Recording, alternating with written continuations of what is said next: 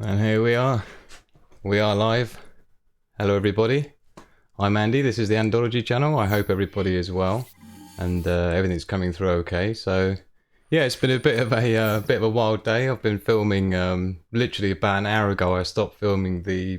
It's not really even going to be the part 4 anymore. It's going to be just the performance optimizations, top tips and tricks for the Area 51M. So let's see who we got in here anyway.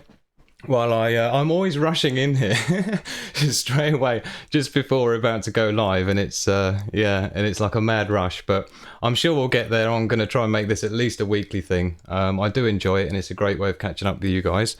So I have got a few notes here, but nothing too severe. So shout out for the comments first of all.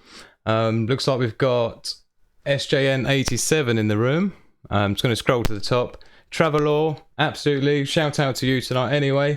Fabulous that you could make it tonight. I know you were, you were really keen to get in there on the last one. So yeah, David Gaultier, thank you very much as well. Definitely a regular. SJN87 mentioned you. Hey, absolutely great to see you in there today. We've also got, I think Jake's in the house as well, actually, Ginge. So big shout out to you and Sophia if you're watching at the same time. And obviously my lovely wife, who I hope is there somewhere, giving me the moral support, and there's a few other people as well who are joining us. So yeah, no, it's looking good. I'm super pleased that everyone was so sort of happy about the last one that I did, and of course that was the first one. This is the number 2, 12th of June 2019. And as I say, it would be great to make this a regular thing. So, yeah, another one of those days filming. So I'm really keen to bring that one to you. I'm hoping I'll get that one to you tomorrow. This is the, top performance tips from going from awful performance to awesome performance in 10 easy steps. That's the idea anyway. But I've had such a lovely time in the comments with you guys, and I really, really appreciate you as subscribers. And so this is really who this is for. And of course, anybody joining who, I think there's, YouTube seems to have ranked my previous live stream as like an Area 51M live review, which it kind of was, I suppose, in a way, but it wasn't really officially meant to be like that. But, that's how it ended up. So welcome on board as well to Call Me Chomp, Tony Millington and Anonymous, who have become subscribers recently. Of course, bear in mind it doesn't show the people who have their settings set to private. So just those people who want to prepare to show their name. So thank you very much. Welcome on board. Welcome to the team. Laura's there in the chat. Great to have the moral support. Someone has a question. Should I let's just dive straight in there. Should I work all my summer to pay for the M51 with the should he work all summer? You see, the thing about that is it's like when I bought my Area 51M, of course, for those that don't know, it was resulted as part of an insurance claim from my Alienware m18X, which got a bit messed up. And so if the thing for me is like when I look at an investment such as the Area 51M, if we're talking about that now, it's like $3,000 to $5,000, right? And so it's something that you're going to expect to live with for several years. And so on that basis, it's like if I have to work a few months, right, so that I get to benefit every day for maybe 4 or 5 years, I don't know. Although I think what you're talking about there, David, is getting the Area 51M with the 2080 and the 30 gigabyte. I mean, of course, there is the option of not working all summer, working half the summer, and having the other half of the summer with your buddies, and then maybe get the 2070 and 16 gig of RAM, and then see what you can get rusted up for birthdays and Christmas in the meantime. But tricky one that. Who else we got? We've got a few people. Addy, hiya, welcome. Thank you very much for joining us. Appreciate you being here. Right, so I got a few. Let's jump into some shout outs while we're here. We've got a few people that I've had some great conversations with along the way. And so I wanted to quickly just mention some of you who have kind of been a part of the channel, and I call them, friends of the Andology channel. It's exactly what you are. those that have supported me, those that supported the channel, and of course those that have just had a great contribution to the comments, because these Area 51M reviews have become quite a resource of information in the comments, and I appreciate that. It's building that information for people coming in who are new and can learn straight away just from some of your comments. There's been some great points put in there. So Travelor, I gave you a shout out last week, but you were really gutted you couldn't make it for the live stream. So I know you're here today. So thank you very much for making it. I do appreciate you as a friend and as a subscriber. So I hope everything's good for you in the United States. We've got Larry ATK52. Great, some great interactions with Larry as well. He's been great in the comments. He was here last week in the chat as well.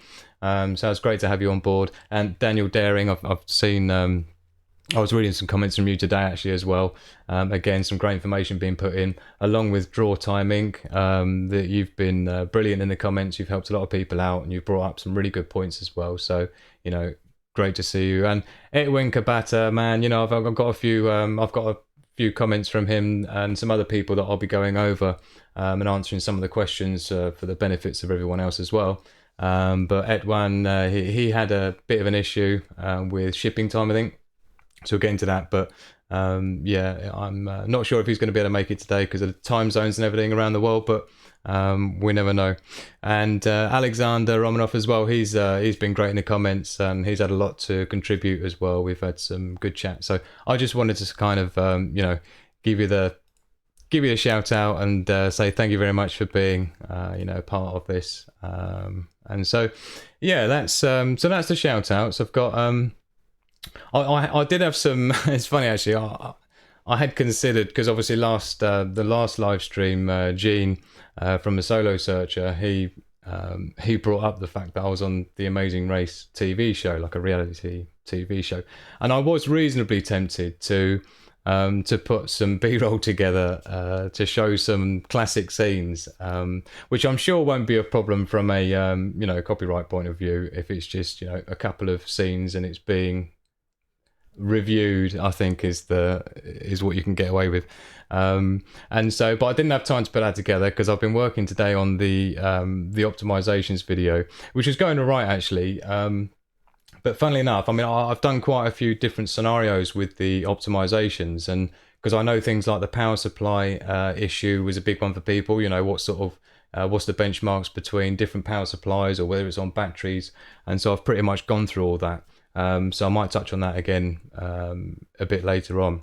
But yeah, got some great stuff going down in the comments at the moment, and I must remember to make sure I'm keeping an eye on everybody in the comments as well, because the whole benefit of this, of course, is that we get to communicate a little bit more in real time, and you can just throw stuff at me, and hopefully I can cover some of it as we go through.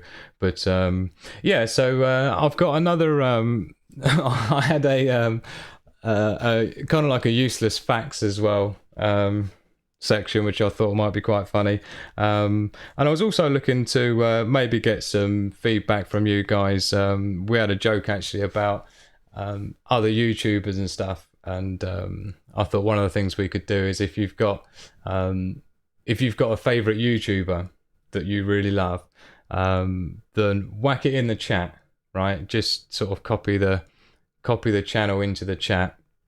Hey Larry, I just seen you popping in. And advanced tickets definitely, and I hope you didn't miss your shout out, Larry. You've just been up on there. Yeah, let's throw it back in there since he's just come in. There you go, Larry, there you are. Where you should be. So yeah, welcome aboard, glad you could make it.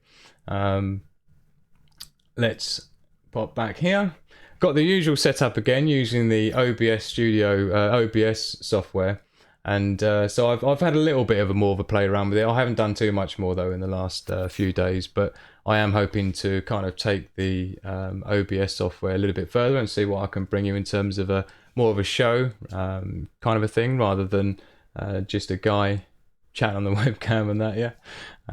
So oh, there you go, Felix Do FPV. That'll be Jake, my man, and potentially Sophia as well, if she's rocking in the background. Wave out to you guys. He's a local guy who flies FPV, drones and stuff. So those who were here last week, we saw this is the village that I think Jake's flown across here as well.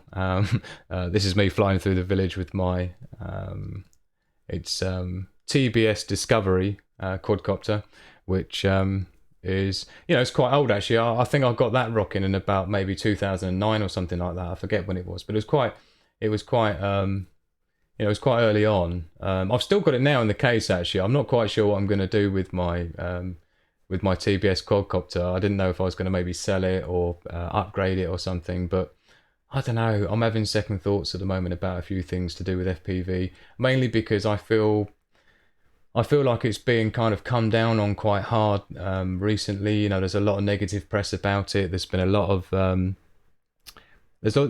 stuff to do with agendas. There's certain, let's just say, certain big corporations who are keen to kind of shut down the hobbyist RC flyer and drone operator and stuff like this. And I used to do aerial photography as well, so that's become a bit of an issue. And because of that negative press, it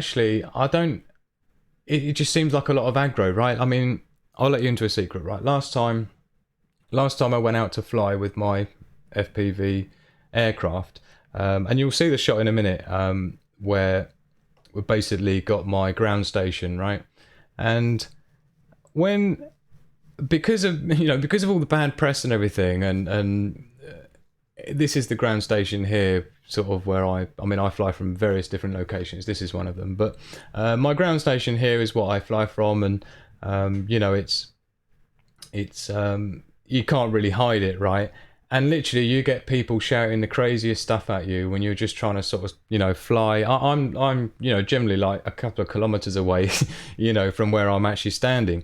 And yet you get kind of people coming in and, you get people coming into the field, or, people walking their dogs going, oh, you, even had someone shout, you pervert once. It's like, like you're some sort of a peeping Tom. It's like, seriously? And so, I don't know, recently, I've been less inclined to get it out there because of the aggro, and you just think, because of how much they're coming down on people, if I had an accident, even though I'm part of the British, Model Flying Association, which you pay a membership fee for, which, gives you insurance and stuff, in case you have a problem. But if you did have a crash or something, I just know that it would be, just a disaster. So, anyway, I thought I'd mention that, but and just a reminder as well, quickly, I have got coming up my antenna tracker review. I'm going to be doing the teardown because, of course, I need to sell that to raise some money so I can start working on the version 2, which would be, a little bit more of a off-the-shelf type affair, a little bit more affordable. But I need to get this one shifted first. So the antenna tracker video is still coming up. I'll be doing a tear down kind of review of it and showing all the features and some of the benefits of the way I've designed it. And I'll be selling all the plans with that as well. So if you wanted to remake it and remachine the parts, then you'll have all the CAD design parts that I originally designed to be able to produce your own. So that's going to be put into a video and then perhaps put into some sort of... I don't know, like an eBay listing or RC Groups listing or something like that. I haven't quite decided yet, but so that's the plan. So I've still got that one coming up. Also, don't forget, as I mentioned in the last live stream, we've got the Bushcraft as well coming up, where I'm going to be doing a review of my bug out bag. So expect that review to come up as well. And Ollie, I spoke to Ollie the other day actually. And I'm not sure if he's in the house tonight. I haven't been looking, I'm sorry. All the solo searchers here, so he's my main man, and he's the one with the metal detecting channel. Remember in the last live stream I was saying about, the 2,000-year-old gold Saxon coins that he finds. And he's had some good news this week actually. He's actually done, I'll tell you what we'll do, we'll fire up the old YouTube here.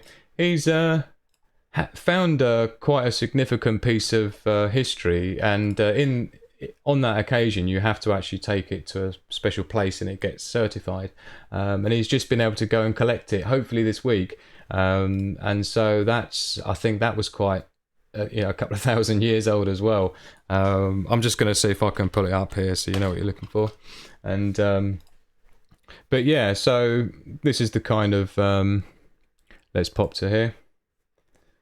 We've got, this is the Solo Searchers channel, so this is the kind of metal detecting stuff. So I'm really keen to go out with David for a dig actually on one occasion. Oh look, see, this is the stuff you can find. Yeah. So this is just a random video from one of David's Solo Searcher channels. So anyway, David's in the room. Good to see you, and thank you very much for being here. I do. It does make me feel all warm and fuzzy when I have like the people I've been talking to in the comments of the videos and things, and my local friends as well as my family and things. So yeah, I really appreciate it. And so again, thank you for everyone who's made it here. And yeah, so tomorrow, he says, so David's going tomorrow to see if he can pick up his artifacts. I think it's officially it's an artifact.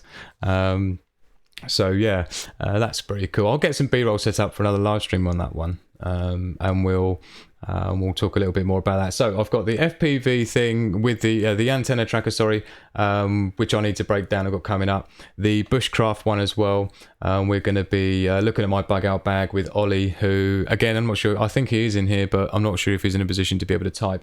But Ollie's my fellow bushcrafter, and he's agreed that he's going to do a reveal with me of his bushcraft pack. So I'll be able to do my kind of survival tactical pack, and then we'll have Ollie with his more sort of bushcrafty pack, and it'll be quite a good interesting contrast between the two. So let's get in there with some comments, shall we? Because we've got a few people rocking here, and I did prepare a couple. So Larry here brought up a good point. He was basically considering whether it was worth kind of holding off with the Area 51M and perhaps looking at maybe seeing if anything comes out in the future, in terms of like modifications or like the next upgrade or something, right? I don't know. I think if there's going to be any upgrades to the Area 51M, now bear in mind we've just had the M17 and M15 released, which is in the Area 51M flavors, which is another topic I'll get into later on in this stream. Now, I think from what I've looked at and what I've researched, the only real potential things we've got coming up for the Area 51M in terms of enhancements is hopefully, I'm hoping for a BIOS update which will allow us to run 266 2666 megahertz RAM rather than 2400 is what we're running at the moment. And apparently, now I've not looked, but apparently in the Area 51M it actually comes with 2600 megahertz RAM inside, but it's just a BIOS limitation where it's only running at 2400. So that's a potential that we could get a BIOS update soon, which would unlock that, and we can maybe get the RAM performing a little bit more. And I do mention this in the up and coming video with the top 10 tips for maximizing your, and it's not even really maximizing your Area 51M, because it kind of, probably 80% of it is relevant to any high performance gaming laptop or PC, right? So it'd be well worth watching. I think it's going to be a good one. And I'll tell you what, even from getting the first initial benchmarks, and I already know what I've maxed out on in terms of the best benchmarks, right? But when I see what the potential benchmark could be for the Area 51M, now bear in mind, for those that don't know, I'm running a i9 9900K CPU with the RTX 2070 flavor. And the Tobii eye tracking, the 144 hertz screen, right? So yeah, it's very, very. It does kind of concern me, because if people aren't aware of some of the settings and the configuration and stuff, you've only got to change a few things in the BIOS, for example. And I'll tell you what, those benchmarks go like crazily down. I'm talking like 800% down, right? In terms of 800% up. From the bottom. So I've had some quite good success with that, and I've had about the last few days I've been doing some overclocking. So, but anyway, back to Larry's comment. What he's saying is it worth waiting? Now, I think there might be an update for the BIOS, right? Which would mean, like I say, we'll get a little bit more action out of the RAM. the other thing I think the only thing really they're going to probably come out with is something to do with the panels. I think that's likely. I think there's likely going to have like a new display, which is going to perhaps be. I mean, I noticed on the M17s now they're talking about the OLED display, so I wonder if that'll be an option. But I'm probably reckon you're going to get a 240 hertz screen option, maybe a 1440p, perhaps. So I think the displays are likely upgrade later. But I don't think there's going to be that much more than that, to be honest. Not because of it's already quite an advancement forwards. You know, it's kind of like breaking away from their standard range. It's a whole new range starting from now. And usually when they do that, there's been a reasonable amount of development leading up to that. Of course, we've got some of these issues with things like the 2080s that are setting on fire and things like this. But I'm sure they're more production issues than they are actual technology issues moving forward. So but you're probably right, you probably save some money by waiting, but you know, it's never a good time to buy a computer, right? I mean, that's just how it is. It's just never a good time because, you know, it's going to be obsolete in a year no matter when you buy it. So, you know, I think Area 51M now's a good time because you're going to be getting all that use out of it from now on. Pilot Raider in the house, very good to see you. Thank you very much for joining us. And oh, I had a shout out for you as well, and you're on the other slide, but oh, I can't get to that now. But anyway, yeah, good to have you in the chat. Let's see what else we got going on here. So yeah, Felix to FPV, just on the FPV front, he was saying about new laws, hot topic. As of from October, I think there's £16.50 a year from every drone owner over 250 grams. I'll tell you now, my drone's definitely over 250 grams. I mean, this thing goes 10 kilometers, right, remotely. So yeah, it's just it's a ball ache, yeah. So travel, I'm scaring travel all with a full screen action. Let's see what else we got, because oh look, there's Ollie, thank you very much for joining, good lad, good to see you. What else? Oh, Provash, hiya Provash, good to see you. And he's happy with his Area 51M, he says, and I must say I am too. I mean, obviously without it we wouldn't be talking now, so that's good. And obviously I wouldn't have been able to produce the videos that I've produced over the last several videos, and again, wonderful response from the past few videos, so thank you very much for your support. I do love those comments, it's lovely, and a lot of people really like that doppelganger segment that I did, so I probably will break that down in the, because don't forget as well, actually thinking about it, we've got the what have we got coming up? We've got the behind the scenes video production tips and tricks coming up, haven't we? Where we've got the video editing segment, which is kind of like the behind the scenes of the behind the scenes. So we've got that one coming up. Did a bit of a thumbnail change actually this week on my part 3 video, which let's pop into this one. Hold on. What do we want? We want that, although that's interesting. Let's have a look. It seems to go on there, doesn't it? It seems to have switched screens for some reason, doesn't it? Look, you see that? Hold on. Right. Let's see if we can get this rocking. Sorry, bear with me 5 seconds, because for some reason, let's just try that one. Yeah, okay.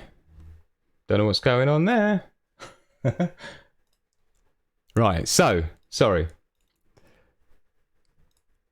this is the one. Like I say, the screen, this has happened twice today, and I don't know if it's because I've changed the way I've got my screen splitter running. But this was the section I was telling you about, you know, the doppelganger bit where it's me talking to me. And in the editing, I will actually break part of that down for you so that we can look at the actual, how I've done that effect and things like that. So I've got that coming up as well, come to think of it. And I've had a lot of people interested in the video editing side of it, so look out for that. Hopefully get that maybe out after the weekend. Before that, we've got the top 10 tips and tricks for optimizing the Area 51M, so I'll get that done first. hopefully I'll finish that tomorrow. So that'll be smart. Let's see what else.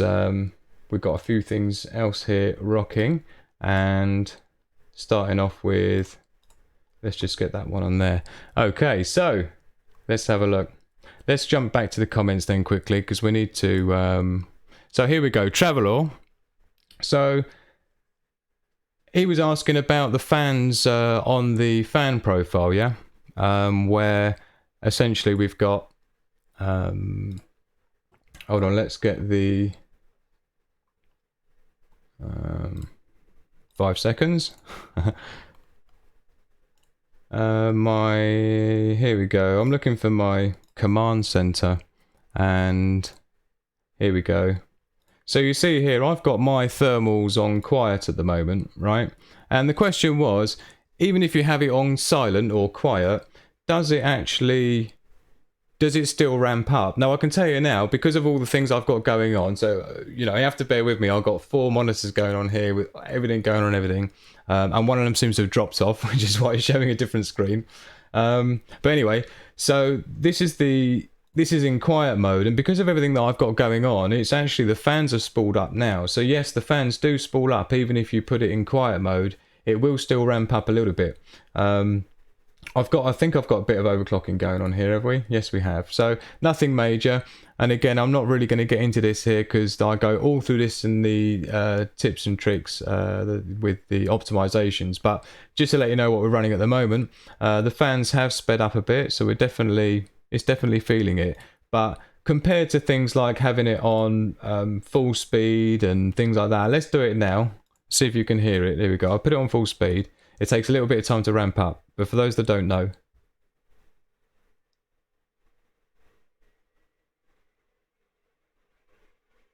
I'm not sure if it can break past the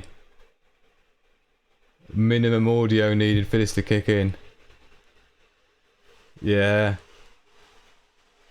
Can you hear that? Not sure if you can. But that's on full fans, and it does... I mean, let's just say, I kind of feel the need to raise my voice, yeah? And I guess if I was in here and I was talking to someone, I probably would speak a little bit louder with them, to be honest. So, yeah, it's a bit... But I don't ever have it on that, right? I have it on quiet, and it stays quiet virtually all the time. And, you know, if I may be doing a bit of rendering or something like that, you know, it will just start spooling up a little bit, and, you know, it will start getting a little bit tasty. But it's nothing like when you have it on full. You know, it's like maybe 20% of the full speed is the greatest it gets to. But importantly, in that up and coming video I've got, hopefully I'll finish it tomorrow, maybe get it up there for sort of Friday. That's the one with the optimizations. I'm going to highlight quite a lot about the fans on that one and kind of the difference it makes to the performance and the overclocking and things like this. So definitely watch out for that. I'll be covering a reasonable amount with the fans. We're just going to jump into the comments quickly and see who we've got in the chat while we're here. So it hasn't seen any 27 reports. I think... oh, by the way, someone else confirmed with me recently who... you know, there was the issue with the side vents as to whether you get the side vents or not with the 2060 graphics card. And because in both of my, I think part 1 and part 2 videos, I did mention that with the 2060 and the lowest CPU, you don't get the side vents, and it's a problem when you want to upgrade later on. But I was informed that he had got the 9700 CPU with the 2060, and that did indeed come with the side vents. So I can confirm that now for you, just in case someone's out there and they're worried because they've heard the stories about not getting the 2060 with the side vents. But, you know, that is definitely a go. So I think, you know, it's literally just... And I think the option that they were giving where it wasn't... The side vents weren't included, I don't even think they're doing that anymore, to be honest. I just don't think it's worth the ag for them. So... So let's have, we got saw people complaining about, this is SJN87, saw people complaining about overheating issues while gaming, and they had their fans on low. I mean, really, the whole point in the... I mean, first of all, with the i9 CPU, that's going to throttle down anyway. This is part of what I get into really with the optimization video coming out. But you know, the whole idea is that, you know, the minute they hit 100 degrees, they start throttling back. So it doesn't matter how fast you've said to overclock it. The minute it hits that 100-degree boundary, it's just going to bring itself back down.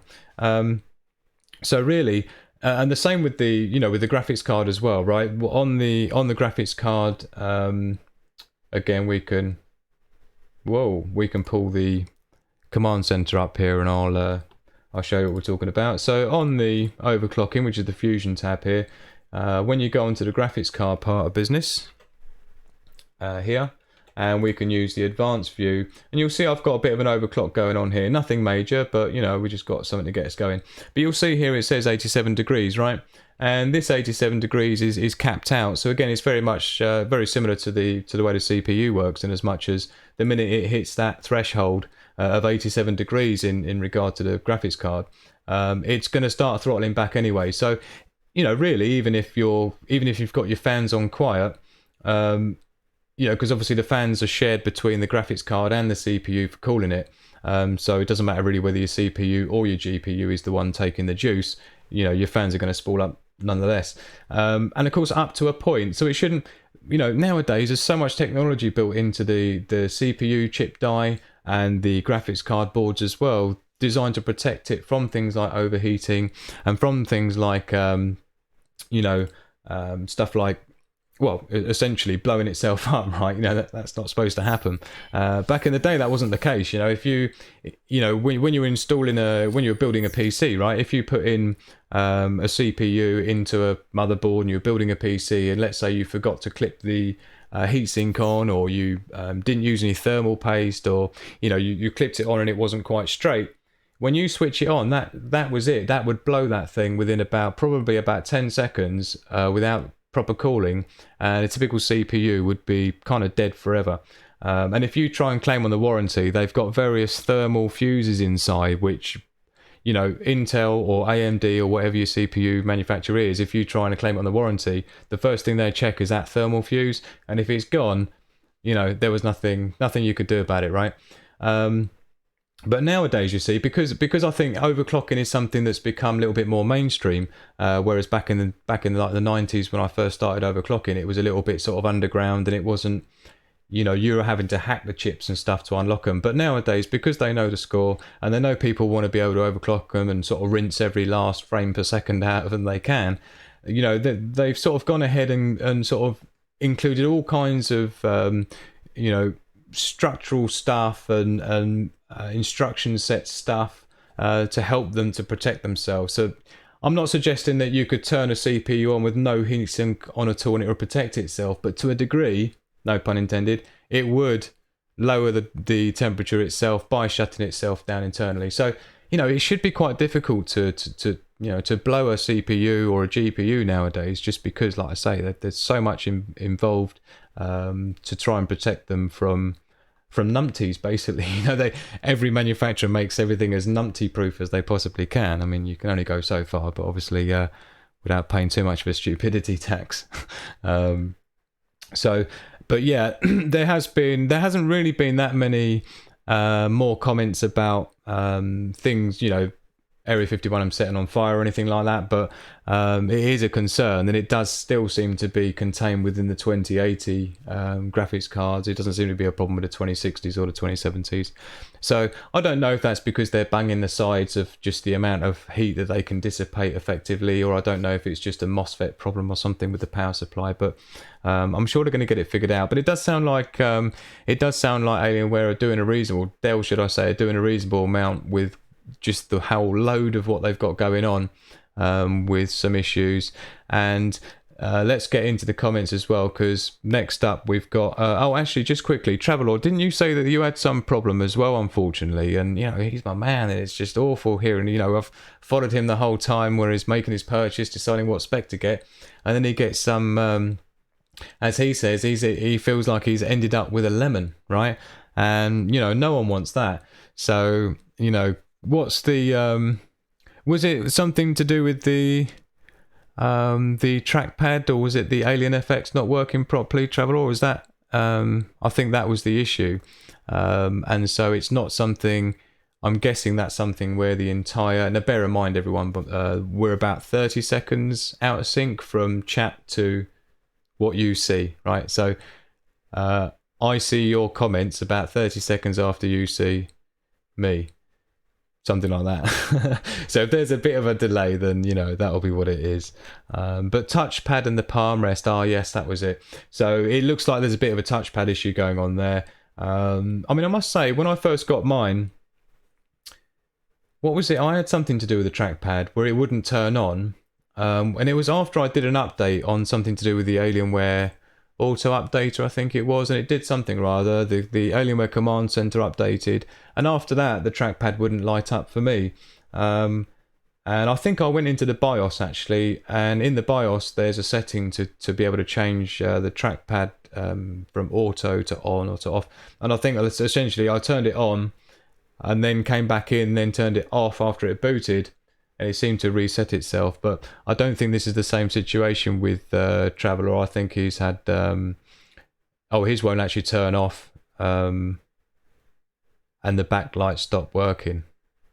So you know, I'm really unfortunate to hear that. So yes, Pilot Raider 14, he's making a great point here. He's saying that when it comes to overclocking, obviously you've got two options really. You've got the you know, sort of Alienware command center version of it, or what they call Fusion, where we've got, you know, I mean, you've got a few settings, yeah, but not a lot. You can see how I've got mine at the moment. We're just fine. I mean, this is just a basic thing that I've put together this afternoon, just for the purposes of the video I'm doing. 5 gig, that's on standard, and then this is just undervolting, right? And what Pilot Raider's saying is that you can get a better result using different software called XTU, which is Intel's Extreme CPU. I can put it up now actually and show you. And I wasn't entirely sure as to whether I would actually get into it in the video I've got coming up with the overclocking and optimizations, but I am reasonably tempted, and this might be a good time to introduce it, to be honest. So this is what Pilot Raider's talking about, which is the XTU Extreme Tuning Utility, right? And basically what it is, let's jump on just advanced tuning. Yeah. Okay, so you'll see here, this is what we're looking at, right? So if you see people referring to XTU, use XTU, get much better overclocking, this is what it is. And it might look a bit severe, but you know, there's quite a lot going on. But all we're doing here is we've got it's not compatible with my mouse tool, that's just typical. I hope you can see my mouse cursor for those that are on mobile, but all you want to be doing here is you've got, this is where you would undervolt it, and you can see it's here, it's reading my minus 24 millivolt basically. Now the idea of down here, you'll see thermal throttling. Yeah, you see where my mouse is here. The thermal throttling is what we want to avoid, because when you're overclocking, what happens is you're asking the CPU to do more than it's designed to do, and as a result, it's going to, use more power, it's going to use more current, the same voltage, but more current, meaning more watts. And the i9 9900K that I'm rocking in here is designed to pull about 95 watt maximum, right? My 9900X, which is an Ultimate Extreme Edition Intel chip in my water-cooled unit, that is something like 140 watt power, right? So the i9 9900K can run at 95 watt maximum. Now that's all very well and good, but that doesn't mean that it can actually do that, because of course that's up to the Area 51M's cooling system to actually dissipate that 95 watt. And if you've ever had a 100 watt light bulb, like an incandescent bulb, not like an energy saver, but like a proper filament bulb, it's 100 watt, you'll know that's a lot of heat, right? And if you think, how are you going to get rid of that heat that quickly? That's what's going on here. And we're not just talking about the CPU, that's just the CPU. So, you've got the GPU heat on top of that. Anyway, so what we've got here is just a few more options to be able to control your overclocking. So the main things you're going to be playing with is your multiplier here. And you'll see the way that Alienware does it, because this is reflecting what I've done on the command center, right? So on here where we've got the voltage setting and we've got the undervolt here and things like this, this is picking that up, right? So you can essentially set them on either. So anyway, so the idea is at the minute you can overclock this as much as you want. You can make it 5.2, 5.3. I mean, you might get a crash, but you can go 5.2, and that's all very well and good. But it will sit at 5.2. The minute you give it a workload, what will happen is just the heat will ramp up, and the minute it hits that thermal throttling down there that I made reference to, right, that will turn yellow, and the minute it does that, game over. That's going to start cranking back the... And so it's funny because I see people in the comments of videos going, yeah, my Area 51M is running at 5.2 gig. It's just nonsense, right? It's nonsense. They might have set it at 5.2 gig, but the minute you try doing any form of benchmark on it, right, it will just drop down to about 4.6, 4.7, yeah? Because it's throttling back. So the whole key is to be able to overclock it, but be able to manage that heat enough so that it doesn't hit that magical 100 degrees. Because the minute it does, you know, it's going to throttle back. And that's why on here, you'll see it's got your temperature. We're running like 70 degrees sitting here, just doing, you know, web streaming, 4 monitors, bunch of other stuff going on. Looks like I've got a tea delivery. Is that my... It is as well. I just kicked a hedgehog. Oh no. Kicked a hedgehog, is it all right? Yeah, that's fine. I nearly kicked one last night, actually. I came out and there was 2 of them having a bit of an argument with each other. There's a lot of snuffling going on. Either arguing or chatting each other up, one of the two. Hedgehog season we have. Thank you very much. You're welcome, darling. Tease up, people. I hope you're all teed up as well yourselves. Last live stream we had lots of orders coming in for teas and coffees. Wesley in the house, good to see you, Wesley. Thank you very much for joining. Appreciate you here. Liger TV as well. Here we go. Well, I'm gonna have to go through some of these chats as well while we're here, but let me just finish off on this overclocking then quickly while we've got it here, right? So you can set this little chat to whatever you want, right? But like I say, if you're not managing the heat, it's not going to make any difference, because the minute...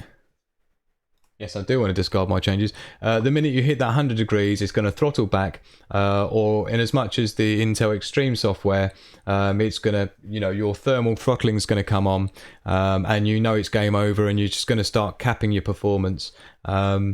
And so that's the trick, and that's the idea of undervolting, right? And so by, you know, back in the day, what we used to do, like brute force, you know, you would actually have to give it more juice. You know, you crank up the voltage and give it more to play with, and you would do it that way. And of course, you know, you would be talking desktops, you're talking water cooling, maybe Peltiers and stuff like this, right?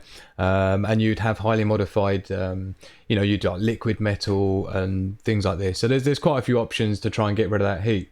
But nowadays it's a bit different. You know, you haven't really got, you can't underclock it and just use the front side bus overclock with the multiplier lower. I don't want to get too complicated for people who aren't in here for this kind of stuff, but it's worth mentioning, because if you can manage that heat, if you can manage to keep it below that 100 degrees, you can get it rocking. And I've had it running at 5 gigahertz reasonably reliably, and if you're pegging that CPU at 100 degrees, if for too long, it does drop down to about 4.89, 4.9, but it does do very, very well. And that's completely stock, right? So that's without any you know, that's without any what should I say, you know, I haven't done any repasting or delidding or anything like that, and again, these are things that I'll perhaps get into more on the overclocking optimizations video coming out probably Friday. Excuse me. So, sip of tea. What have we got going in the comments then? So I hope so that's Pilot Raider 14. Good shout out for the XTU, the Intel software. XTU, sorry, because it is a great tool. I've used it many times before. Throttle stop is another one actually that people talk about. Throttle stop as another option for an overclocking tool. And of course, these are just third-party utilities. They're free of charge. You can download them directly from the Intel website. Throttle stop, you can search for that and find it. And it's worth having a play around with. And as I said before, nowadays the hardware itself has got so much protection built into it for thermal protection and overcurrent, over voltage. Most of these things will just shut straight down the minute it detects something's wrong. So you don't really have to be too paranoid about it like you used to. You can. I don't want to say that you can abuse it, you know, and not expect anything to go wrong, but you can be reasonably rugged and get away with it, let's say. But we do need to have a little, we'll pop back into the chat and see what we've got going on, because that's what this is all about, is you guys. And you'll be repasting, I'm guessing, Andy. Do you know what? I'm super tempted, but I did do a bit of research, and I'll tell you something now, is I'm not even, I don't know if it's, I don't know. It's definitely worth it. Okay. I don't think delidding is worth it. Repasting, I think, is going to be worth it, because sometimes with a repaste, you can get sort of 5 to 10 degree reduction in temperatures, which for me would mean that I could basically peg this thing at 5 gig and not really worry about it drop down to 4.9 at any point. Yeah, it could self-sustain itself at 5 gig. I don't want to get into it too much, because I don't want to give away what I've managed to get it up to, you know, for the optimization video and the overclocking tutorial thing. But yeah, it's nice. I'm happy with it. I'm happy with the performance of the overclock. So, you know, it is a little bit of a lucky thing, because if you end up with a dodgy chip, and I say dodgy chip, it's just, you know, like Travelor says, he's ended up with a lemon. You know, it's just basically within the manufacturing process, you've got to allow for a bunch of tolerances. You know, there's some days that machine, when you come in there and you start up that machine that's making the CPUs, some days it's on a good day and those tolerances are like, you know, millionths of microns. What would that be? Femtons? Don't know. Picoton. But I mean, absolute precision. Other days, you know, it's just banging out sort of average stuff. And of course, they're all tested before they go out the door. But, you know, you get ones, and I think that's what you call binning. And there was a place that I used to get my bin chips from. And essentially what they do is when you've got a place that can buy loads and loads of CPU stock, they'll basically have a test of them all, and they'll try overclocking them all. And the ones that overclock the best, they'll sort of put to one side, and they'll charge a bit of a premium. I think my 990X was one like that. Yeah, I think I paid about £1,200 just for the CPU when that came out. But it was worth it, because I was running at 5 gigahertz 4 years ago, right? 4 years ago I was running at 5 gigahertz, maybe even 5 years ago, on that, my water-cooled system. And again, that's hexacore, so that was on, you know, and hyper-threading, so that's 12 cores, right? Obviously with the i9 now, we're running 16 threads with 8 cores, so, you know, we're definitely stepping up. And as I mentioned in my review video, a good 3 to 4 times the performance increase from my old water-cooled rig to the new Area 51M. And I tell you what, my PC hasn't been turned on literally for like a month. Yeah, hasn't even been turned on. So, you know, that speaks for itself, really. So I'm super happy with the setup at the moment. You know, I've got all I still haven't decided where the Area 51M is going to go. You know, I remember in one of my videos, I was like, oh, I'm not quite sure where it's going to go yet. It still seems to be sitting here. I keep my tea now on my keyboard tray, which isn't really, it's suboptimal. I love that term, suboptimal. I always like to find an excuse to use the word suboptimal, and what's the other one? A kerfuffle. Oh, what a kerfuffle. Classic. Right, let's see what we've got rocking and rolling in the chat, because I am absolutely just going off on one and forgetting about, well, I never forget about it, but, you know, not paying attention. So, idiot proofing, absolutely SJN87. They've done a lot of idiot proofing with computer hardware over the years, and, you know, it's... So, yeah, thank you for that, Pilot Raider. XTU, that's the software. It's worth checking out if you're confident. If you're not, don't worry about it. I wasn't entirely sure, but I will touch on it in that video coming up with the top 10 optimizations for maximizing your performance. So, let's have a look. I've got some other comments as well that I'm going to show you as well that I really want to answer kind of out loud, but I need to keep up with. Do hedgehog taste good on the barbecue? Oh, Travelor, come on, man. Can't be. It's a little bit prickly, I imagine, and there's no way I'm deplugging it. Cheers from Mexico, Neil Parker. Welcome to the chat. Thank you very much. Great to have someone from Mexico. Somewhere I've always wanted to visit, actually. You know, Laura and I, obviously, as well as being on the Amazing Race reality TV show, which is a race around the world. So we, you know, clocked up a few countries there, but we have been to sort of 30 odd countries together, and Mexico is raised right to the top of the list. Never been to the States, been to Canada because my sister lives there in Toronto. But so we've been to Canada, and I've seen America from when we went to Niagara Falls, yeah, and I could see the edge of the bridge, which was on the American side. So that's really the closest I've got to the States, and which I know, you know, Canada's nothing like America. America's nothing like Canada, but it's nice to have done a lot of the Asian continent, Southeast Asia and things. I think that's a beautiful part of the world, and India. We've even been to India, lovely country. In fact, you know what? I reckon India's up there. I do, and a lot of people think what, and even before we went to India, we were like, what?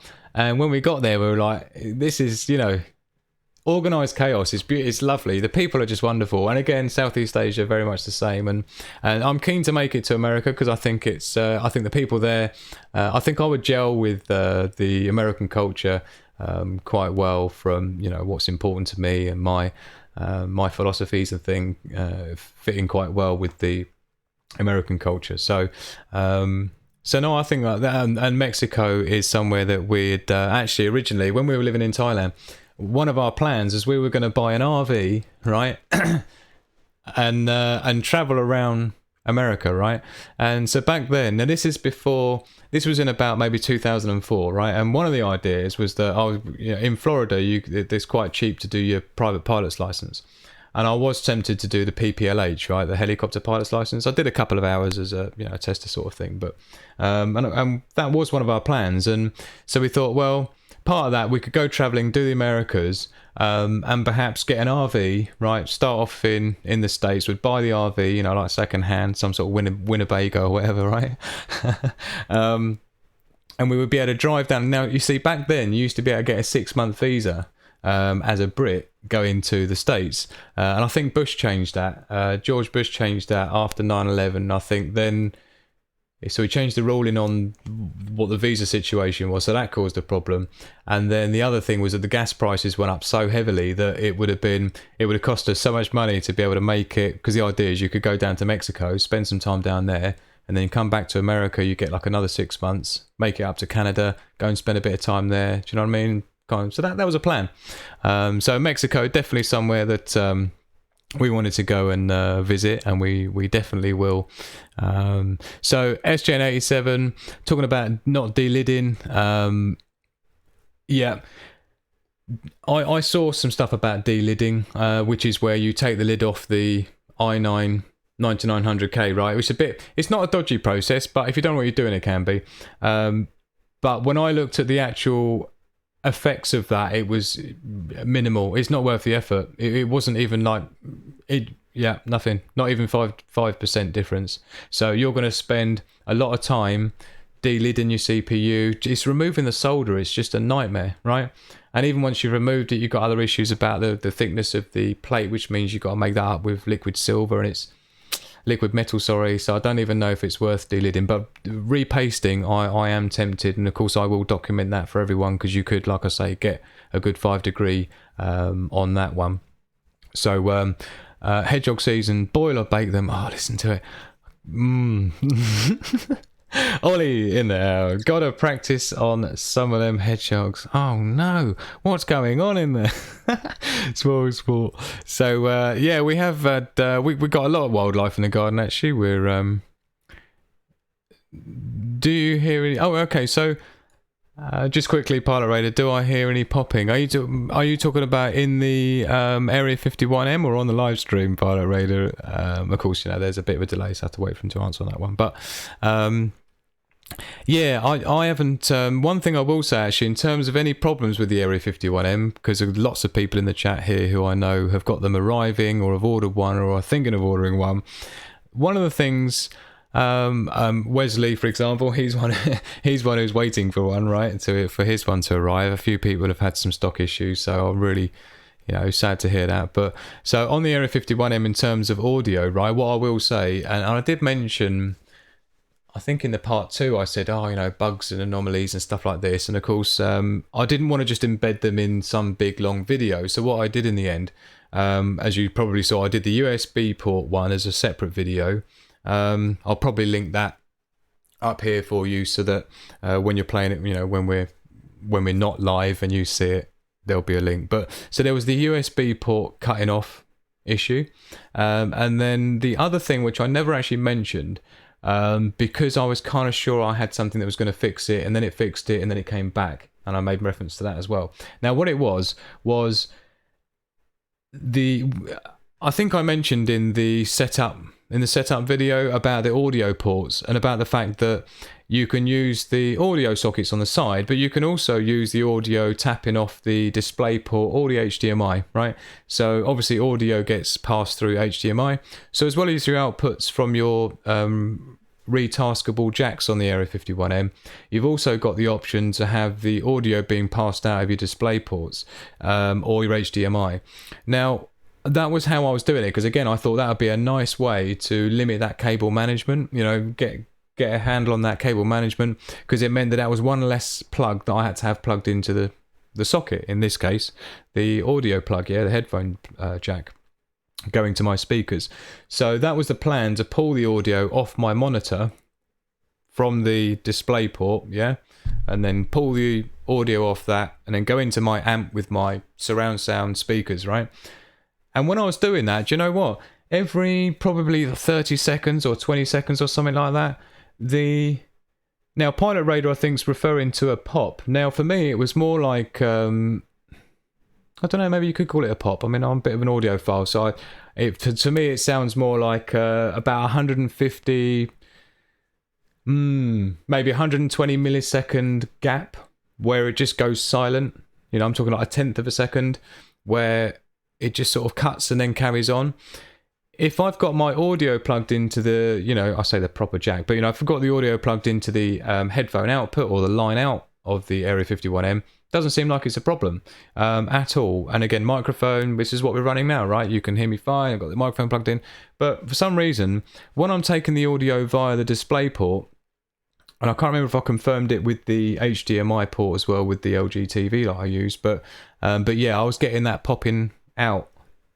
So it is a bit of a pop-in, but it's not. It's just literally, if I was to be able to record it, it would just look like a quick flat line and then carries on. And it's quite annoying because I think it's about every 30 seconds, right? So you're in the middle of like your music and stuff, and then suddenly you'll hear it pop off, and it's not ideal.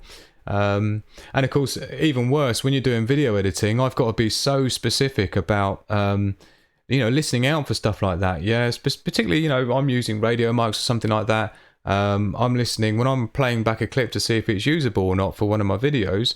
I'm listening out for things like bad echoes or brushing my mic accidentally or something, or maybe the radio. Excuse me, maybe the radio, maybe the radio mic get some interference of some kind, because it is wireless technology at the end of the day. So, I'm trying to listen out to see if I've got any audio problems in the take before I decide whether to use it in the edit.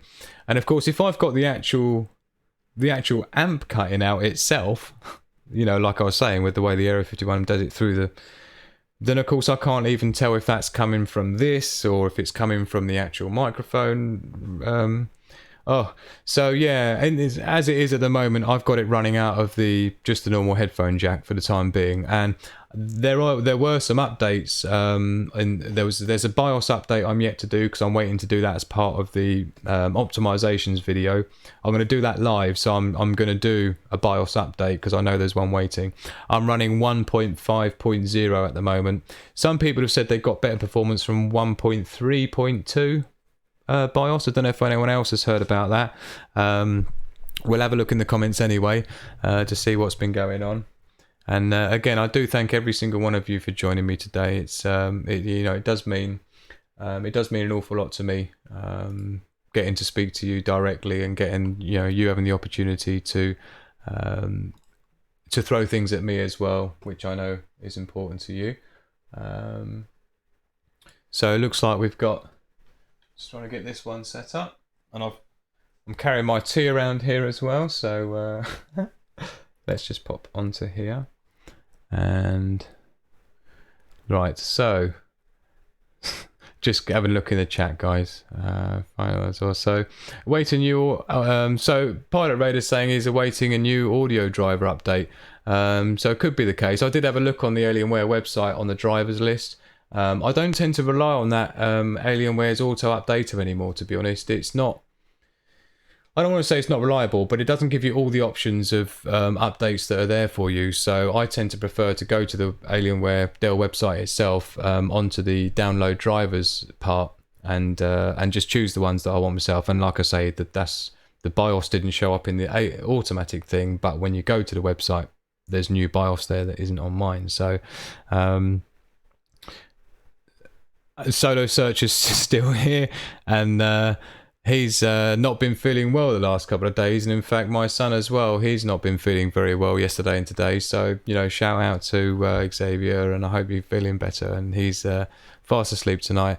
The same for you, my Bazamataz, the Solo Searcher. I hope you're starting to feel a bit better. I know he's had some stuff he's dealing with, so yeah, we've got. Let's jump into another one of these comments then. So we've another one was the Draw Time Inc., who in fact I gave a shout out to as well, and he was making reference to the refurb options, which I wasn't even aware was an option. But as it turns out, he was saying that you can save like $600 from going for a refurbished Area 51M, which to me, I don't know. It just seems risky. But $600, he's saying that you can get a discount. So what do you think? You think it's worth the discount? If it's refurbished, theoretically, there shouldn't be anything wrong with it, should it? And if there's any damage on it, I mean, who's going to be treating an Area 51M when it can't be any more than a couple of months old because it's only been out a couple of months. So, I doubt there'd be any damage on it, but the $600 difference. I mean, the way he was seeing it actually, Draw Timing was, I think one of the things that he mentioned was the fact that it would mean really that he would get the 2080 for the same price as he was going to be paying for the 2070. But as it turns out, I think he's actually decided now that he's going to stick with the original order and not go with a refurb. But it was an interesting thing that came up because I wondered how many other people even are aware of the Dell's refurbished options for laptops and things. But it's so yeah. And SJN87 saying the only problem he had with the updates on the Dell website is the update for the chipset. Wouldn't ever go away. And again, chipset drivers are usually quite important for performance and things, particularly when you're overclocking. A lot of the instabilities that you get when you're overclocking actually come from the chipsets on the motherboard rather than the CPU itself a lot of the time. And so some of those chipset updates can be important. And again, I'll maybe make reference to that in the upcoming video. But so... Did you try the driver from Realtek directly? I think I did because that was what I searched for, but I might need to give that another go because I can't. Yeah, I think there was one that I got directly from the Realtek website because it was one I used to use on my other one that had a Realtek driver, and I much preferred it. But I need to rig it back up anyway because one of the other options is if again was that part 2 Area 51M review where we've got. Where I'm showing me plugging all the stuff in, right? And within that is where I'm talking about with the USB-C hub, right? Which is what I wanted to buy, and I haven't actually bought it still yet at the moment because I'm just not in a position to buy anything at the moment. But I was wondering if, because a few of them you see has got an audio jack on the USB-C ports that you can buy, and some of them have the audio port. So I thought, I wonder if I try and use the audio out of that, whether it wouldn't be a problem and I wouldn't get that cutting out every 20, 30 seconds or so. So that was what I was going to try. But if, you know, it might be having another look to see if I can get the latest drivers from Realtek directly and see if that bypasses it, because it would be nice to run it back through the monitor. So let's have a look, see what we else got. What would you be nervous about? SJN87 Refurb ones? Yeah, me too. I would be, because I guess it's just a lucky dip, isn't it? And once you've bought it, so what's the interface on that card there, Traveler, you were talking about? He's saying that he doesn't use the Realtek driver because it looks like he's got some sort of audio interface thing, I think. Mo2 1248. I used to use the Creative Sound Blaster stuff, you know, the old style ones that used to get the front 5.25-inch bay panel mount, right? And you'd get all the optical input, output, and all the dials. You know, I used to use that quite a lot. Obviously, a lot of sort of video production, audio stuff I used to do. And it's a Thunderbolt. That's Thunderbolt port, is it? And that's an audio driver, external audio driver. I guess, does that plug into mixing desk and things, or is it a mixing desk?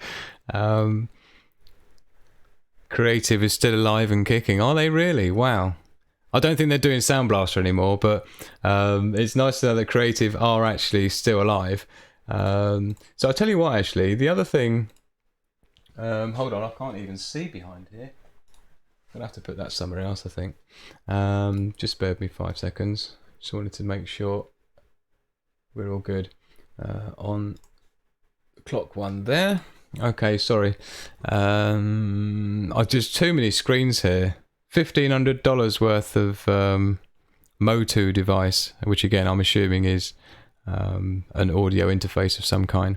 So let's crank through the more comments then, because this is another one from Edwan Kabata.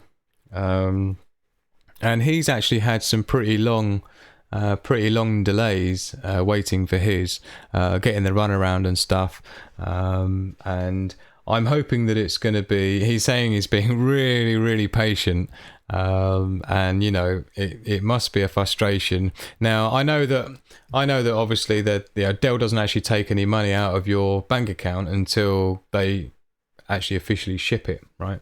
So, but even still, you know, when you sort of get your heart set on something and you're really looking forward to it turning up, and then you get that dreaded, for me what it was is like a little bit of red text when you pop into the online, Steve Butcher, welcome to the house, new subscriber, thank you very much, thank you for joining. But yeah, when you've got, you know, full on, sorry, I'm just making sure we've got everyone in here, because I'm, yes, no, we don't know. It's still the Moto. So what was the Moto? Is it, can you just confirm, Traveller, it is actually an audio interface device, yeah? And you do mixing work or something, do you? Yeah. Oh, recording, monitoring, mixing device. Interesting. So what, are you going to make me some intro music then, are you? Again, it's been some lovely supporters of the channel over the last week or so. I've seen a lot of people sharing my videos on things like Facebook and Twitter, which I really appreciate. It so helps me out. It's not even funny. As I said before, I always feel like YouTube just hates me. It never feels like I get a break in anything with that when I see other sort of videos out there that aren't even that good. Even the actual official Alienware one, it was it's all out of focus and stuff. And I just thought, And you know, you see these videos and they've got like 200,000 views, and then it's like, look at my video, it's got like 900 views. But you know, that's how it is being a small channel. But thanks to you guys, we're growing really quickly, and so I really appreciate it. And I'm learning every day, and of course I'm trying to push myself every day as well. It's so difficult for me to get more than one video a week out to you, but the live streams for me, I'm really hoping is going to be an opportunity for me to be able to maybe get 2 or 3 videos out, you know, maybe a couple of live streams a week, a couple of decent, nice quality videos a week as well for you. And I think we'll be on to a good pace. So, you know, I really do enjoy the process, as I mentioned before. I love being able to chat to you guys in the comments as well. As you know, I put a lot of effort into that to make sure that I give as much information as I can in the channel, build that community, because, you know, I've learned so much from you guys with various links that I've been sent. And as I say, you know, when you share my videos, it's the best thing you can do to help me out. So thank you to those that have. And, you know, I really appreciate that. So any of you guys play Assassin's Creed? Do you know what? I've got to get myself some decent games sorted out. Obviously, I've got the what do you call it? Liftoff drone simulator, which I quite enjoy. I haven't had that much time on it.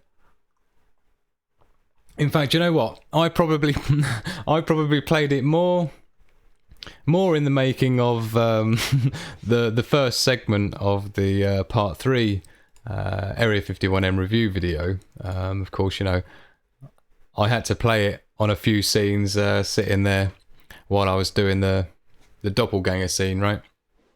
But I probably played it more there than I have since. At all, in fact. I don't even think it's been turned on, just because I've been trying to get all these things set up and ready, and, you know, videos produced and things. So I've barely had any time to play at all. So Assassin's Creed, I'm pretty sure I played the first version of that when it came out. I was pretty diverse. When my biggest gaming era was probably in like maybe the noughties, yeah. The noughties was where I was probably the most active in the gaming. I was competitive at that point. I used to run LAN gaming parties and things like that. But that was really when it was things like Call of Duty. I think Battlefield 1942 had just come out. It was the same era as we had Command and Conquer Generals, which was my favourite one at the time. We used to play that as well. And there was about 6 of us downstairs, 6 of us upstairs, all on a network. And of course, Muggins here was the one who always had to set the network up. It was always I had to bring 3 computers because 2 of my friends didn't have their own, so they would use 2 of my kind of backup computers. You know, I was building computers at the time, so I had a few bits lying around. So we would literally all bring our computers round to my friend's house. It was a big house. This is in Thailand. And it was lovely. Really, really enjoyed it. And we had some great times, great gaming sessions. And so quite a few different games we'd play on that. And in fact, Command and Conquer Generals, I created a custom 3D map, which was a replica of the island that we lived on in Thailand at the time. Even the buildings, like the buildings I had, people's bases were in the same places as they lived in the real island, right? So it's quite cool, and we enjoyed playing that one. So I was always into modding as well. What was that? Oh man, what was that Doom? What was that Doom-like game? But it wasn't Doom. It was. But you could make your own custom sprites and stuff, yeah. So I had like my own custom guy running around in the game, right? Which would have like my Andology A on the side and things like this, and then I'd make my friends as well, their own skins, custom in 3D. Bob Emerson in the house. Absolutely fabulous to have you with us, Bob. Thank you very much for your contribution to the comments. He's been great in the comments, as Bob, so great support of the channel. Thank you very much. Lovely to see you here. RTX is overrated, Traveller was saying.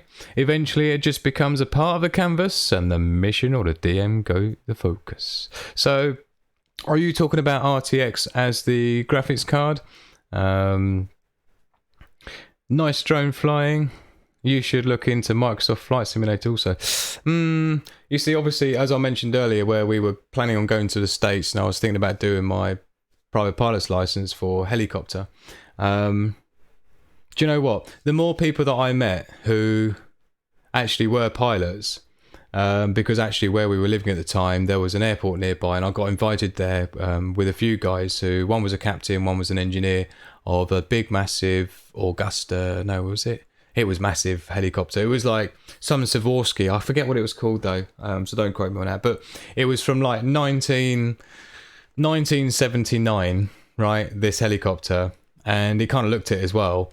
And I just thought, wow, I'd actually be quite nervous flying that. Even something that's 20 years old, or whatever it was at the time, 25 years old. I thought, I don't know if I'd be comfortable flying something that's 20. I know there's they're maintained and everything like that. But he said to me, and he used to do oil rig runs, taking people to oil rigs and in a helicopter. And he was just like, it's boring.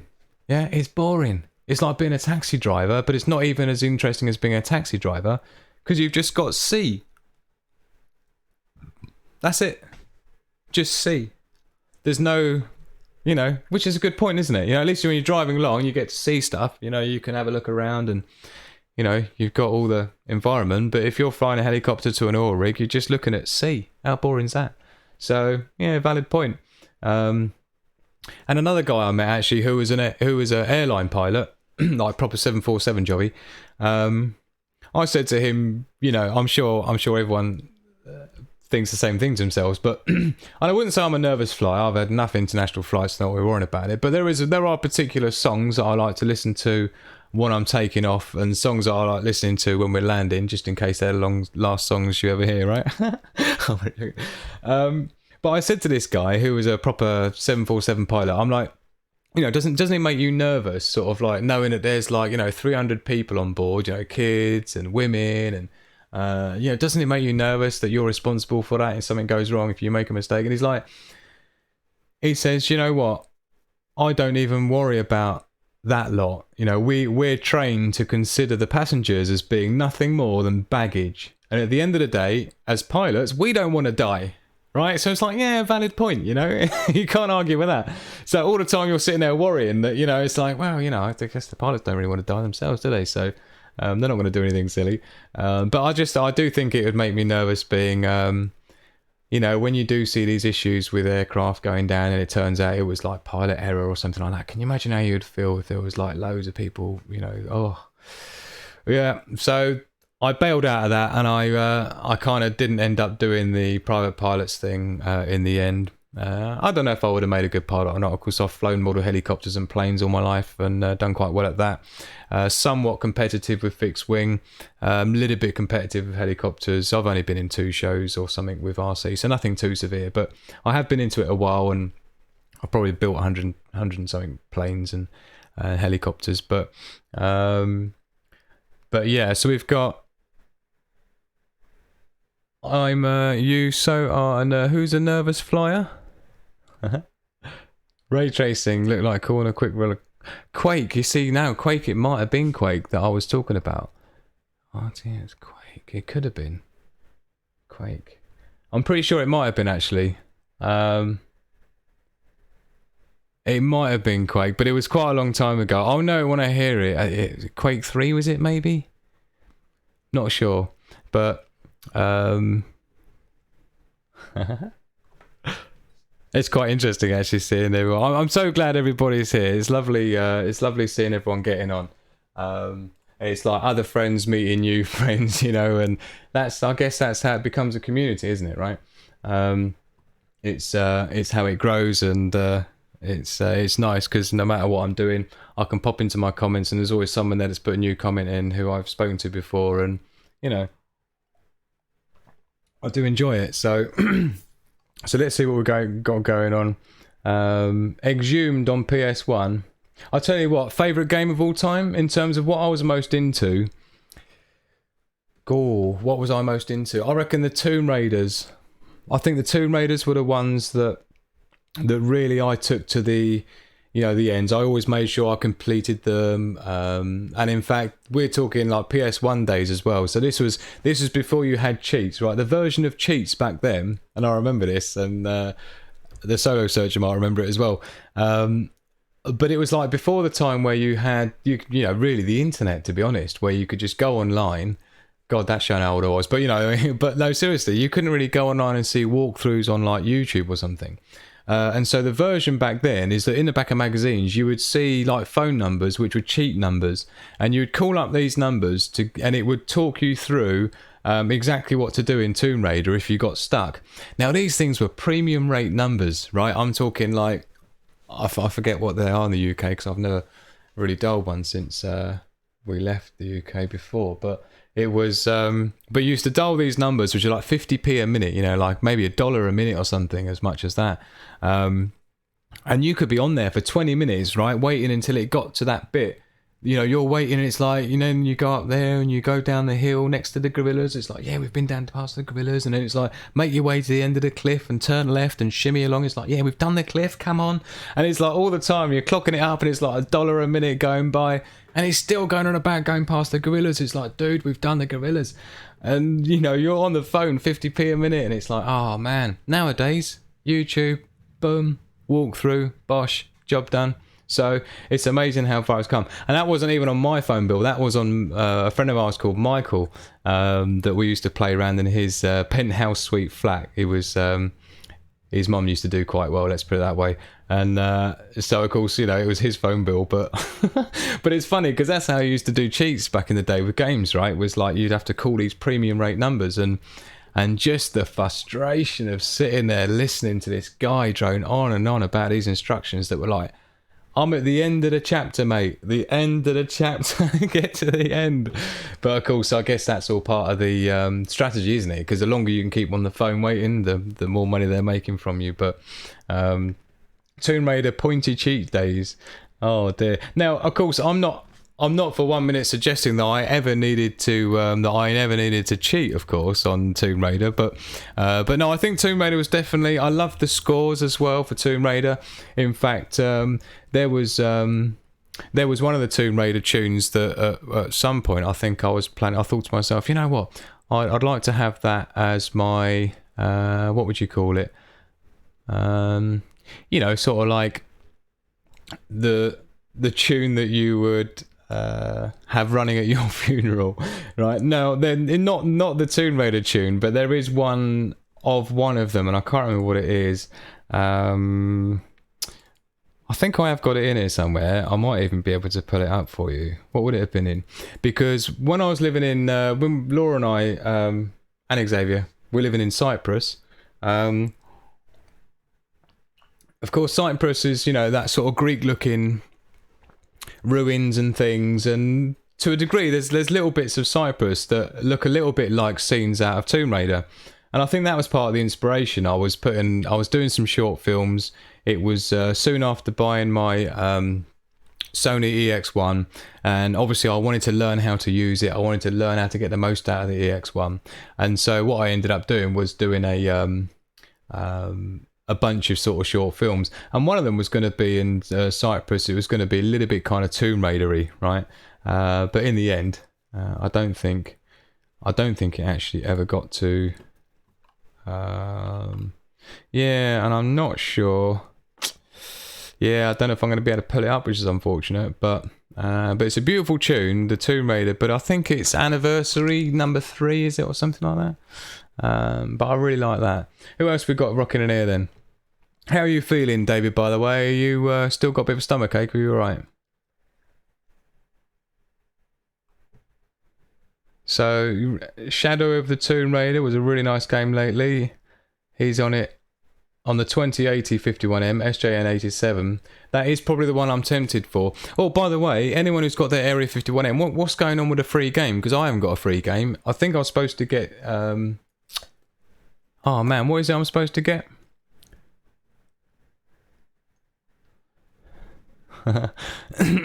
Laura's saying, showing a picture of me pretending to be Tomb Raider Angkor Wat. But that is a good point, because I tell you what, Angkor Wat, now that's somewhere that definitely looks very Tomb Raider-y. Although the only issue really is that it's quite difficult to... Hold on. Let's see what we can rock up for you. What have we got going on here? Division 2, that's it. Thank you, SJN. Free game, yeah, Traveller, apparently. Activate from Tobii. You see, right, not having that. Right, let's do it. He's saying activate from Tobii. And do you know what's funny is that I've said that to people in the comments on the Area 51 review videos when, you know, they say, oh, what's the deal with the free game? And I'm like, yeah, it's in Tobii eye tracking, mate. Yeah, like I know what I'm talking about. And I've never actually found it myself. And I did it, and then I had a look because I saw someone else in the comments say it was in the Tobii eye tracking. But actually, I did have a look. I think it was yesterday, no, like 2 days ago. Where even is the Tobii eye tracking? Oh, it's here. I've moved it. I've been moving a lot recently, and this is where I'm trying to get back over to my how I like to have things set up. Oh, what? Don't tell me you're not gonna let me. It's not gonna let me full screen it. Never mind.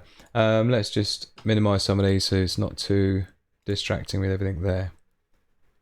Okay, so let me switch on to here then, and then we can see. Here, look.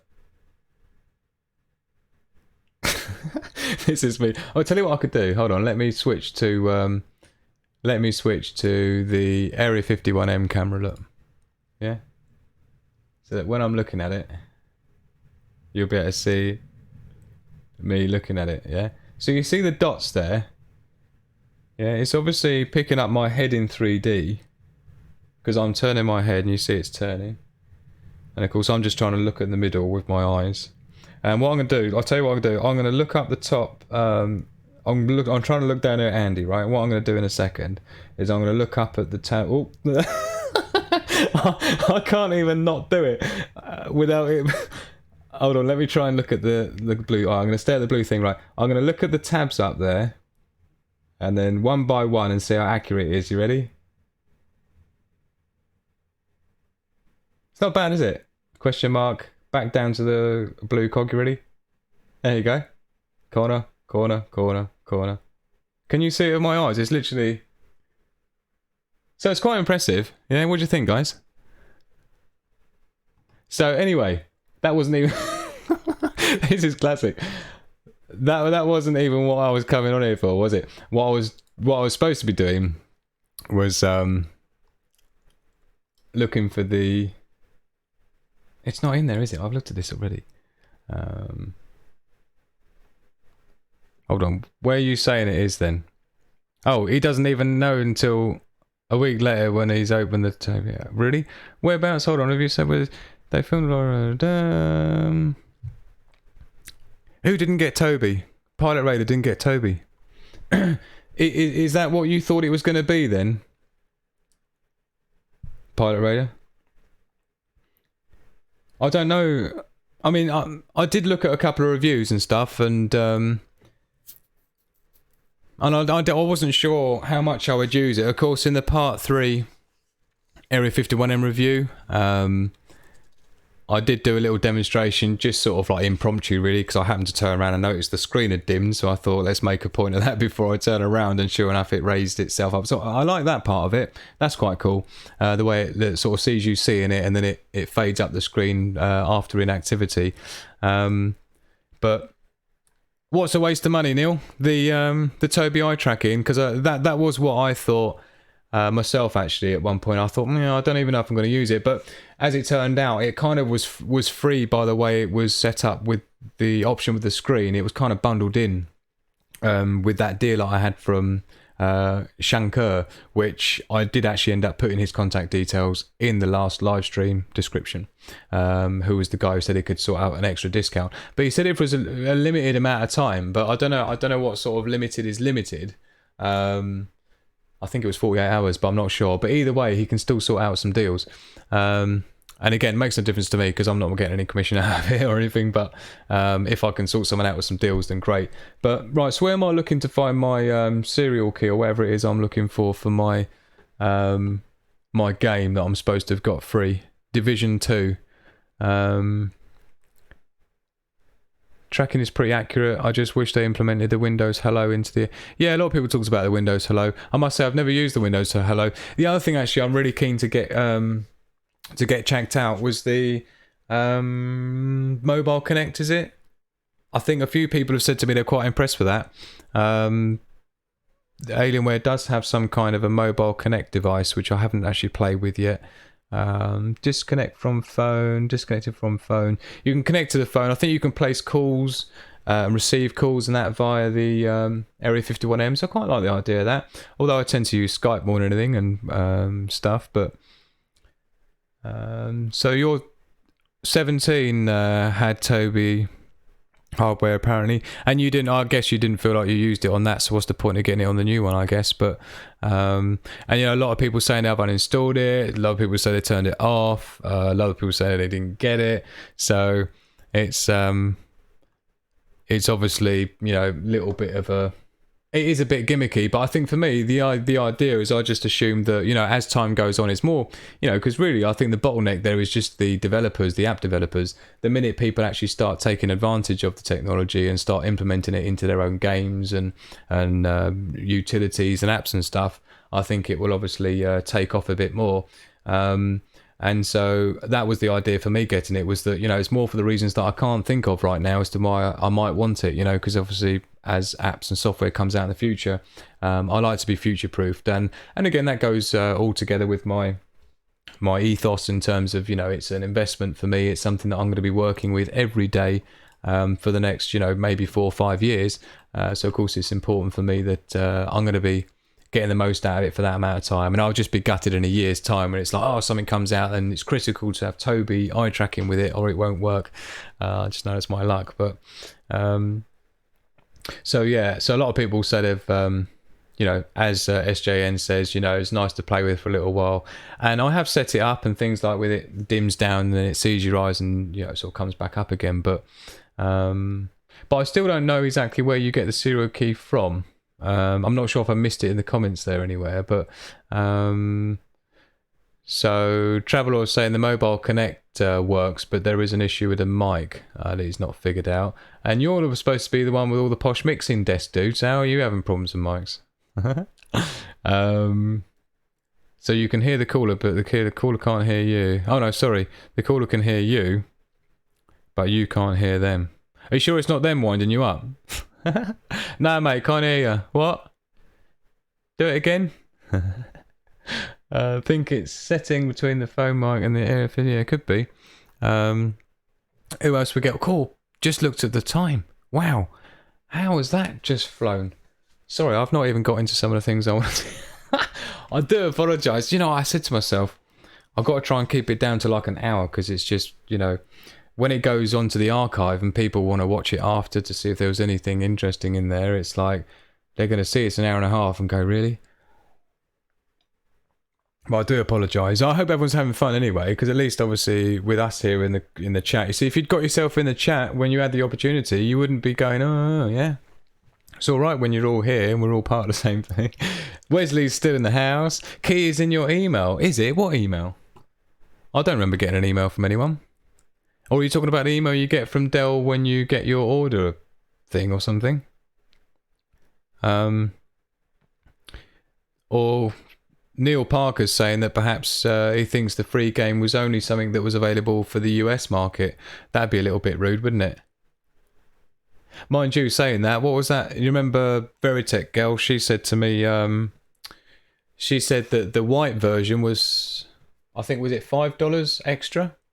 For the Area 51m Lunar Light, which I was like, wow, because in the UK it was completely the same price. It was just zero, no matter whether it was Dark Side of the Moon or Lunar Light. So, so he's not seen any free games, Travelor. So I think you're just gonna have to get your wallet out, isn't it?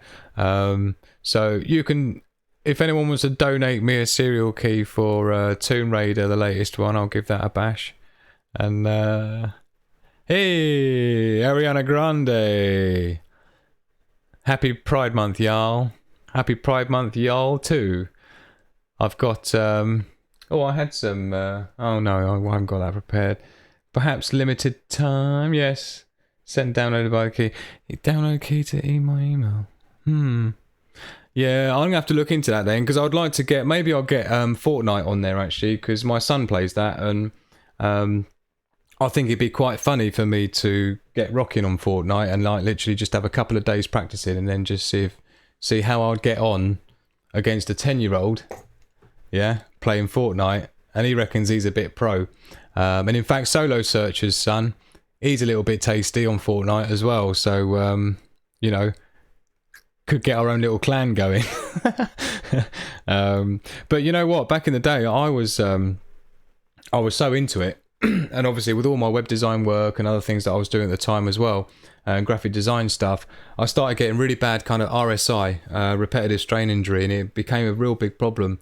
And at one point I'd literally just be walking around like this the whole time going, and I couldn't, because I had to get a project finished for a client, and if I didn't get the project done I wasn't going to get paid, and it was just killing me, but I had to do it anyway. And yeah, it got a bit nasty, so I had to sort of lay off the gaming for a little bit. And do you know what though? I will say I've used since then Razer Mice exclusively, and mainly because I mean this is an ergonomic version of theirs, the Death Adder. What a lovely name, Death Adder. And it's not as bad as it was. I think when I was using Logitech mice, I switched to a Microsoft mouse. That, like within a week, that was it. It was done. Yeah. And I could never get it back. So I don't know what that thing did to me, but it really messed me up. And since exclusively going to Razer mouse, they tend to keep the shape quite consistent. So I think that can be the problem when you keep swapping mouses all the time. Mouses? When you keep swapping mice all the time, I think that's where you start to get more of that RSI kind of thing going on. So what else we got here? Got another comment as we haven't even got to yet as well from that's from Veritic. What was that one? Oh yeah, absolutely. So this is something I wanted to bring up, was obviously the release of the M15 and M17. Now I did actually make a couple of notes actually in terms of I was going to give you like a little bit of a heads up as to one of the things in like a little bit of a brief what I don't like about the M17, right? Now I did mention before that I've never really been interested in the M15 because obviously you don't get the number pad on the keyboard with an M15. But first of all, I'm struggling to even find decent information for the M17. Has anyone out there got any decent links? Because at the moment, the only thing that I'm finding at the moment, which one should we go for? Let's go for... oh, sorry. We just want that one. Sorry, that one. So, we're just on the M17 one here, but I noticed that the... Hey, Saji7, good to see you. Thanks for joining, buddy. I definitely... it is lovely when I see people coming in from the comments that I've been speaking to in previous occasions. So this is the M17, which you'll see here. It's actually the proper... This is like the new Area 51M looking design. But when you get into these ones, look, they're all different. This isn't the new stuff. So where's the new stuff? Anyone know where the new stuff is for the M17 and M15? Because they don't seem to have anything on it. But what I did look at is I watched was it this one? No, that's just a search. I think it was the official Alienware video that I watched. I haven't seen this one yet. This is... Who's that? PC World. And I have watched a review of it. And I must say, there's a few things that I don't think are... Which I'm going to bang out now. I might actually do a proper versus video. Not that I own it or that Alienware have sent me one to review yet. Let's get tweeting them. But on the... Let's have a look. I've got some notes here that I made about when I had a little look. This is like literally after about 10 minutes video of the M17 and M15, the new style ones, right? Yeah,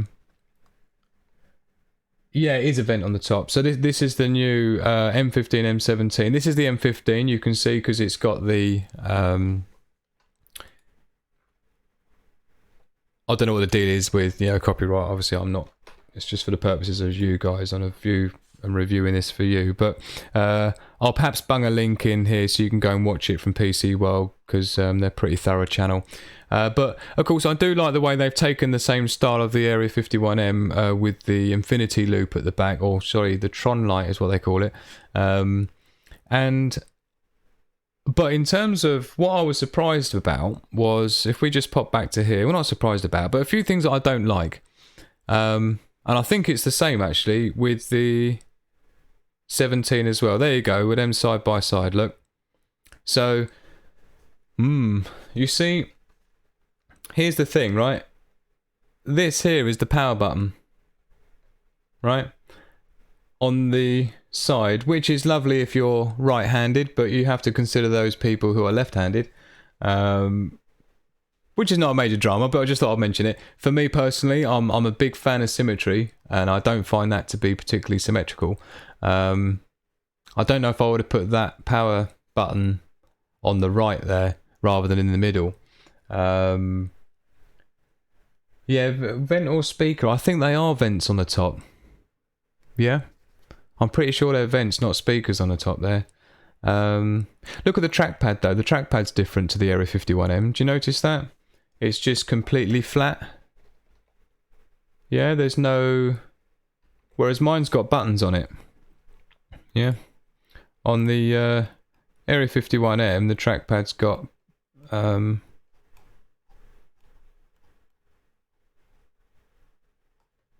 Is that the best we can do there, is it? But yeah, it's got buttons, right? Whereas on here, look, let's just close that down so we don't get confused by it again. There's no buttons. That's interesting. It's quite a nice big trackpad, but here's the things I don't like about it, right?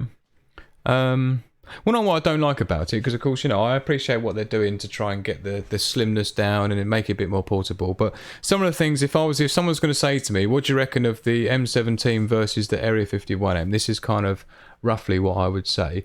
I would say, first of all, I don't think that the 17 on the back looks as cool as the A51 on the back.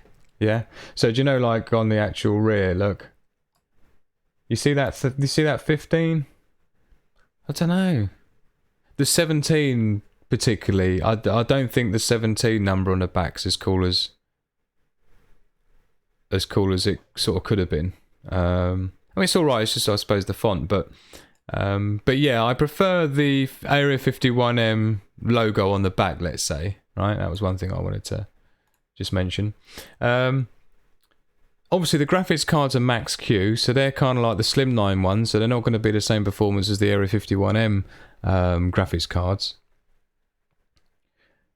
And SJN saying just the Area 51 just looks like a beast. It does, and I do like how elegant this one looks. It's sort of like a bit more feminine version, I think, of the Area 51M.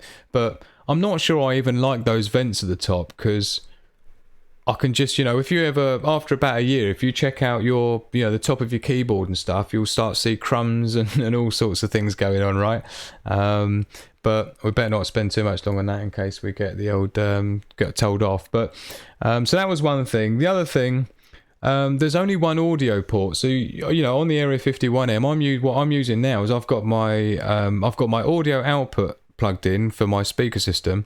And I've also got the microphone input for my studio mic, right?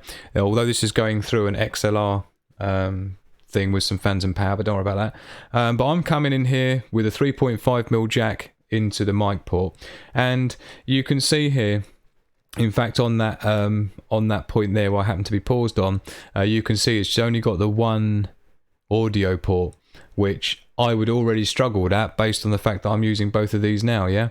You'll also notice that the network, the LAN port, is on the side.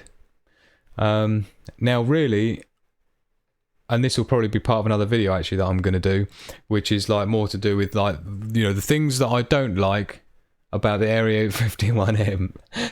Right, the top, I don't know, like the 5 things I don't like about the Area 51. One of them is that what I'd really like about the Area 51M is if it had a USB port on the back, right? Because if there was a USB port on the rear, I'd be able to be in a situation where I wouldn't really need to have anything showing on the sides. You know, I wouldn't have to have anything plugged in and make it much cleaner. Just one USB, or sorry, if they put the USB-C port on the back, that'd be even better, because then of course you can just run a hub off that with one connection. So that's one thing, is I think, you know, a USB port, particularly USB-C, would be good on the back of the Area 51M. But this has got the LAN port on the side of the M17, which, sorry, this is the M15 we're looking at, but I think it's the same on both.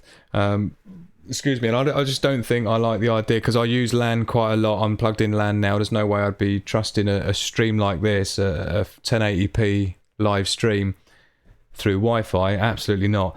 So I would have that plugged in. So I don't like the fact that's on the side. So just the one audio port. The other thing as well, welcome to Daniel. He got here in time, he says, so that's cool. And we got Tox in here as well. Thank you very much. He says, because of me, here's Area 51M is arriving soon. I bet you can't wait. You're in a chat amongst a lot of other people that have either already got theirs, also theirs waiting for them. So it's all go at the moment. Toxin. Oh, Andy works for Dell. Yeah. Not. Not yet, I don't. Not until they start throwing me a couple of laptops to do reviews on. But I'm doing my own now anyway, without even having it here. But I mean, again, this is just based on one video. But I just wanted to give you the heads up of some of the things. And again, I might do a proper video about it. You know, with the M17 versus the Area 51M. But so we've got the one audio port's a problem for me. I don't like the network port on the side. Also, I don't know if any of you guys know this, but did you know that the new M15 and M17, it hasn't got SODIMM RAM, it's soldered in, as in permanently. So you're not getting that out. You can't change it, right? It's so where the Area 51M, not only can you change the RAM, you can change even the graphics cards and the CPU because it's a desktop-based CPU. Not the case with these new ones. You can't even change the RAM, and so that's one, is you can't change, it doesn't have SODIMM slots, so you can't change the RAM out, right? One. Two, which is almost like what would you call it? Just even worse, is 16 gigabyte max, right? So not only is the RAM soldered in for good, but like the maximum option is 16 gigabyte. So, you know, that's a bit of a deal breaker, isn't it?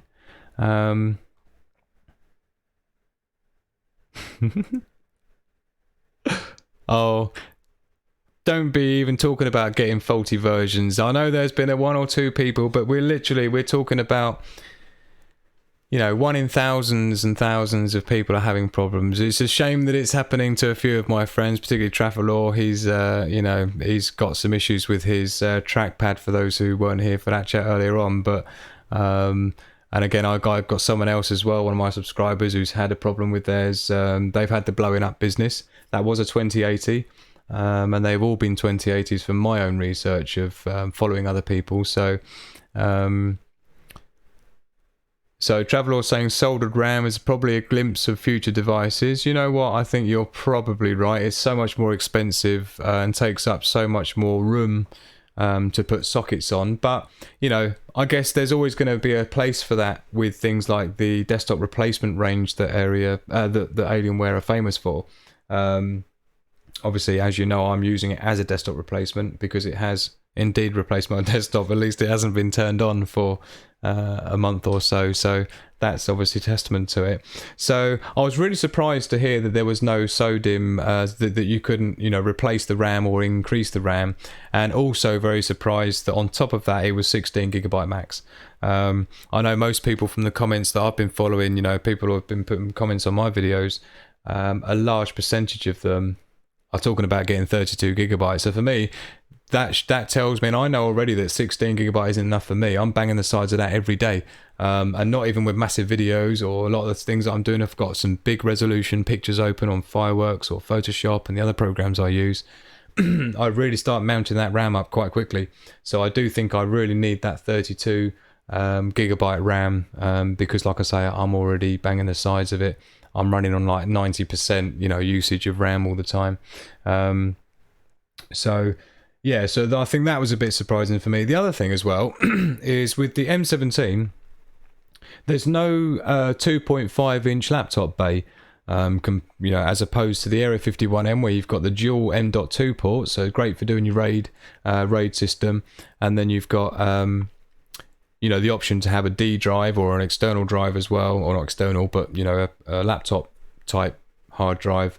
So you can get a nice big drive in there, right? Like, you know, 2 terabyte, 3, 4 terabyte, you can get quite cheap. Not SSD, but again, if you want space rather than speed, you've got that option. But with the M17, it doesn't look like you have. You know, you've got like literally the 2 M.2 ports, and that's your lot. So that's a bit of a deal breaker as well for me. That was one of the things I liked about the Area 51M. Excuse me, is the options with things like that. And so what else we got? No G-Sync. right? No G-Sync. So as well as having your Max Q, you haven't got the option for the G-Sync like you do with the Area 51M. So LAN on the side and the alien face off center, as you saw with the power button. So just as a preliminary overview, my first impressions of the M17 versus the Area 51M, they're my concerns. There's a couple there, but it's a nice looking machine. Of course, they've got lots of options with the panels now with the M17 flavors and the M15. So I think that's probably what we're going to see coming up. Going back to the comment from Larry, who was talking about, is it worth waiting? Do you think there'll be any sort of new things that are going to be coming out worth waiting for and stuff? Which, maybe the panels will probably be something for the Area 51M they'll start offering different options for. I don't think they'll start doing 4K, but I think 1440 maybe. Maybe the OLED option that they're offering with the M17. So it'd be interesting to see what does come out. But yeah, wasn't that impressed with the... like I say, I am. I love the look of it, but I was a bit surprised at some of those things that I've just mentioned, But I guess, that's... If they'd loaded it all up with the same as the Area 51, it will end up costing the same as the Area 51, and it'll end up being just as fat as the Area 51, and it's not even fat. So, I appreciate the marketplace is there to fill. So really for me, network and USB port on the back, please. Power button, don't be putting it on the side, because you can't guarantee if someone's left-handed or right-handed, and I just don't like that lack of symmetry. So that's my opinion. But yeah, so that's my rundown on the M17. So Daniel Mackert here again. M15 is 240 Hz again. Yeah, talking about the panel there. He thinks he'd rather have it on the G-Sync on the Area 51M. I agree. And again, I don't think it's a massive difference in terms of weight and size. As in, if you go in the M17, I think going M17 to Area 51M, I don't think it will feel like it's much bigger. I think it will just be in proportion to being bigger, right? It just gives it a bit of a chunkier feel. And as you saw in my part 2 review, it slips in my Area 51M backpack. My Alienware backpack quite nicely. So that's the main thing. So no, I'm super happy as it stands at the moment. And we are, we're getting right up there, guys. I can't be letting this get to 2 hours. It's already going to be. I'm having so much fun though, and everyone's here, and hold on 5 seconds. I need to check this thing again. Like I said, I've got to move that window because it's just a nightmare. This is my LG TV here. Just seeing how many people we've got here, making sure that I'm not just talking to myself and everyone's gone home. But no, sure enough, everyone's still here. And so I do appreciate everybody. It is touching, people spend this amount of time with me. And I know I struggle to do bish bosh bash 10-minute videos, which is always what I aim for. When I set out to do, like, I'm already working it out now, right? When I was shooting that video today that I'm trying to get out for Friday for the weekend for the top 10 tips for optimizing your Area 51M or really any performance gaming laptop and desktop PC. We get into the overclocking. I've got a whole segment taking you through the XTU that Pilot Radar was referring to, the Intel Extreme overclocking thing. And he is right. I don't even know if I said this, but I do indeed. You do get much better overclocking results using that tool compared to the standard Area 51M Alienware command center, right? You just get more options, and it's not about the options. It is, and you know what? Do you notice here? I've got this one that says overclock GPU. Now these are all custom. Well, these two are custom that I've set up, right? And the overclock GPU max, just so you know, the idea of this, you see, actually no, I better not do that. It will switch to it, and of course but you can see here, look. Oh no, I can't switch to it because I'm running in it. But basically, what's going to happen is that the GPU max one is no overclocking on the CPU and just the GPU overclocked. And then what it allows me to do is to have the overclocking running on the Intel Extreme Tuning software. right? Which was, I didn't realize I still had it open. This one here, right, for those that are joining a bit later. So this is the Intel Extreme Tuning Utility, and indeed I got a much different overclock with this. I forget what the benchmark scores difference were, but it's quite significant. You know, maybe even sort of like 20% more of an overclock, and it's because you've got more control over things like the core voltage offsets and things like this, right? You can actually do it, you can go much further. Like, so for example, on the Area 51m overclocking software, you'll notice here the voltage offset. I mean, it's a bit of a, you know, you can use it on here, you know, you can move it up and down on here if you want, plus you've got the offset. But the way that it works on here is you've got, you know, you can ramp it all the way down to crazy numbers, all the way up, so you've got more control. And I've managed to get the thermals working much more reliably on using the Extreme Tuning Utility. I'm not entirely sure how far I'm going to go with it in terms of the review or the video that I'm going to do for the top 10 optimizations, but I need enough to be able to give people the principles of how to get a good overclock and the things to watch out for. But at the same time, I don't really want to, again, it goes back to this whole thing about trying to make videos that aren't like a half hour long. And I just know the minute I start getting into the overclocking, I'm going to get carried away and it's going to be like an hour long. But so far, I've done the power supply part to show the difference between the different power supplies and what sort of overclocking, what sort of benchmark results you get, the difference between having it on batteries, one power supply, two power supplies. And also I've got a spare, I say spare, I've got my 330 watt power supply from my Alienware m18X. Which is overkill for my Area 51M because I've just got the 2070 in here, which is basically 240 watt external power supply, additional power supply. And I've even tried it with the 330 watt. And just to tell you now, it doesn't make any difference at all.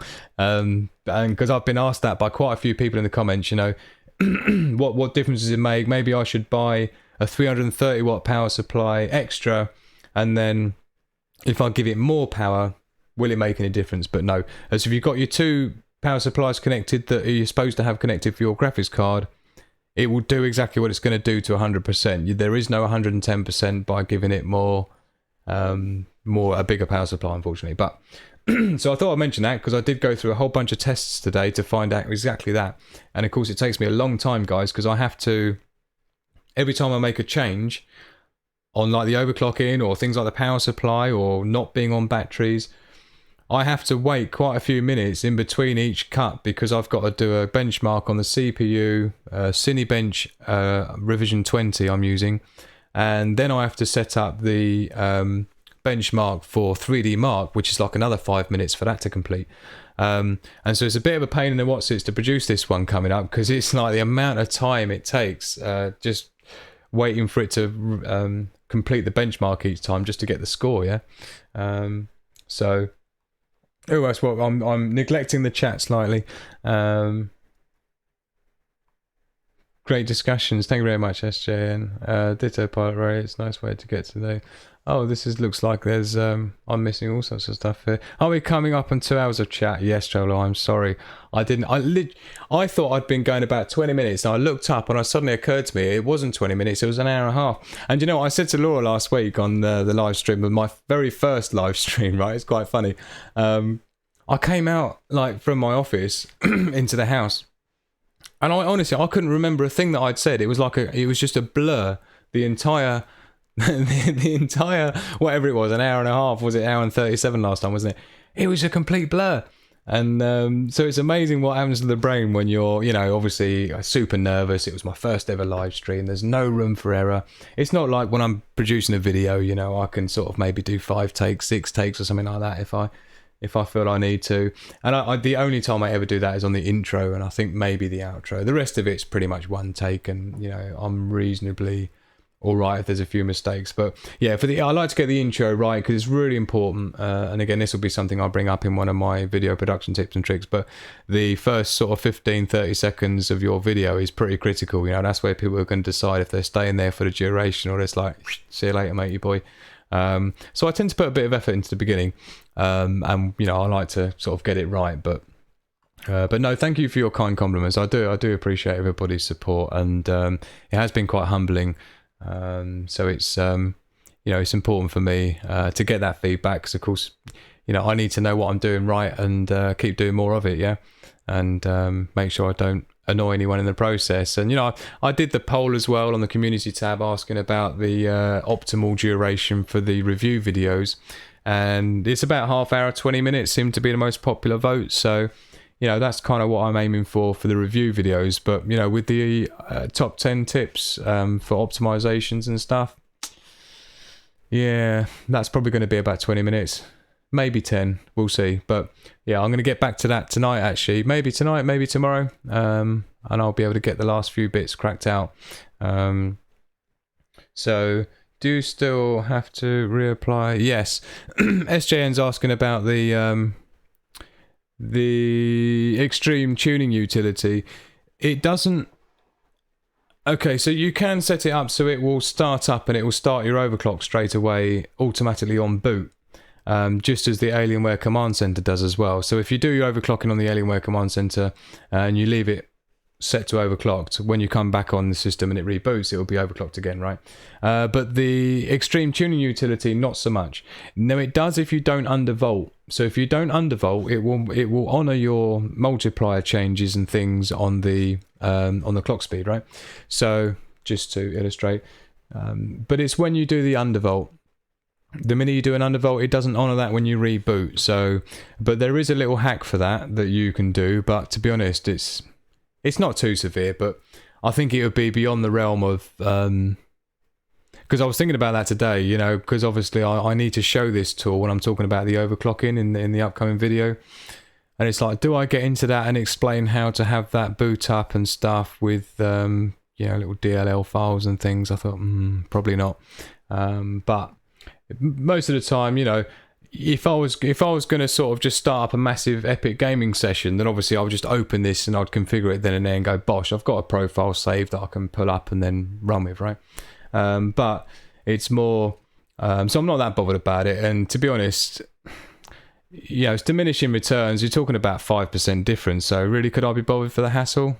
Probably not. I think I'll just run with a standard Alienware, fusion-based overclocking tool, and just stick with like the 4.9, 4.8-ish, which you can probably get on that just as easily. There are a few bits that I change on the extreme tuning utility there, but nothing too severe. So how long do I think the Area 51M can run on batteries? That's a test I'm yet to do, because let me let you into a secret today, right? While I was filming, I had to refilm it, right? The very first and it's far enough into the video now, you see, that normal people aren't ever going to see this, because it's only you guys who are with me that they're ever going to get this far in the video. So this is the best way to reveal stuff that I wouldn't normally tell everyone. But I was doing the overclocking, and I was doing the filming to get the worst case scenario test, for the benchmarks, right?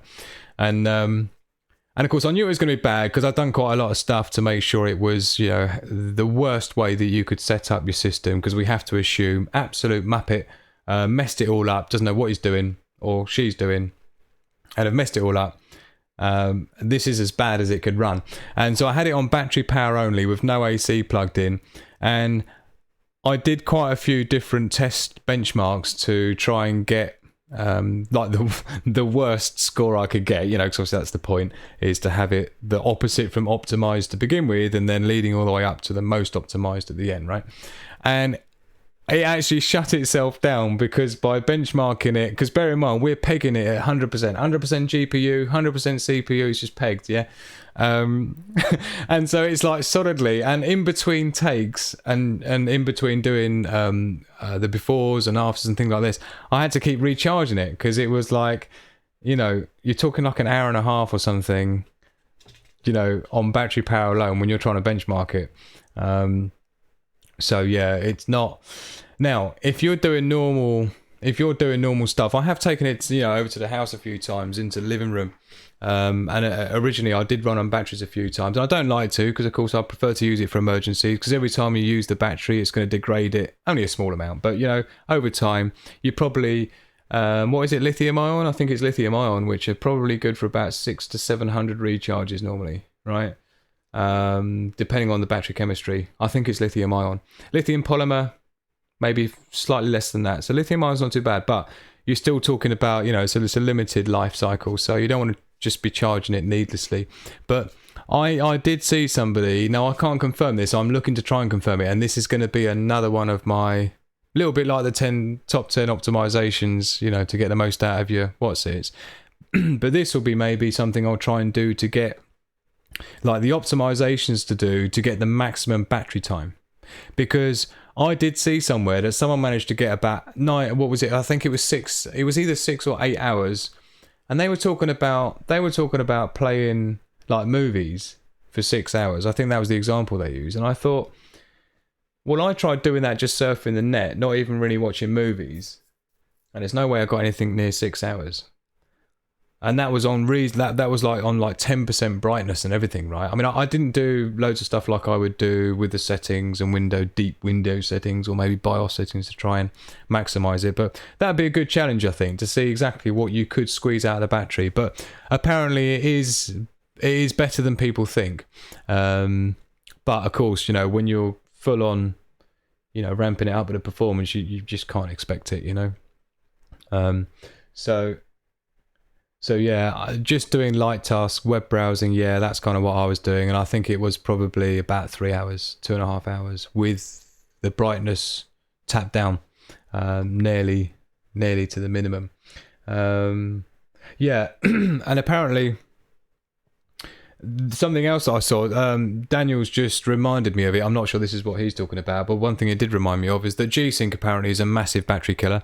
So that's the first thing, and apparently that was why the M17 range, the new M17 and M15 don't have G-Sync. It's because, you know, it's about maximizing the battery power. Of course, the Area 51M is not really designed for that, so I didn't really care about it. It's a desktop replacement, and the battery's really more there as a UPS, uninterruptible power supply, more than it is for something to go and sit on the beach. You know, not that you'd ever take that to the beach unless you're a millionaire and you could just buy another one once you get sand in it. But no, it's a valid point. The G-Sync can be a big battery killer, so that'll be something to try. And of course, you know, it has an effect on the benchmarks as well for overclocking. So again, we'll look at that in more detail in the upcoming video.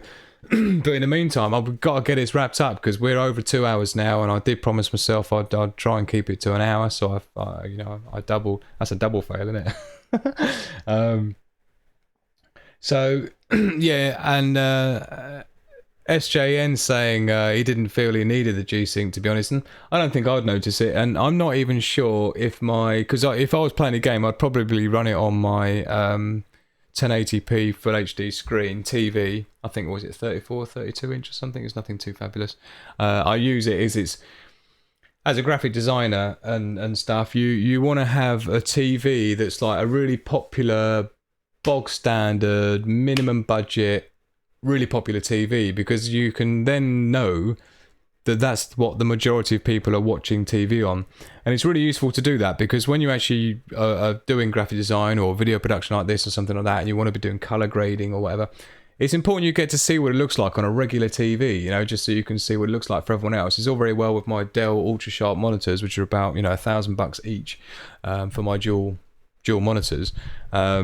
Obviously, I mean, they're not calibrated, but they might as well be in terms of their color accuracy. So, but anyway, so yeah, I'd be probably gaming on my 32-inch screen, and I know that hasn't got G-Sync that I know of, so, you know, I don't think I'd be benefiting from the G-Sync either.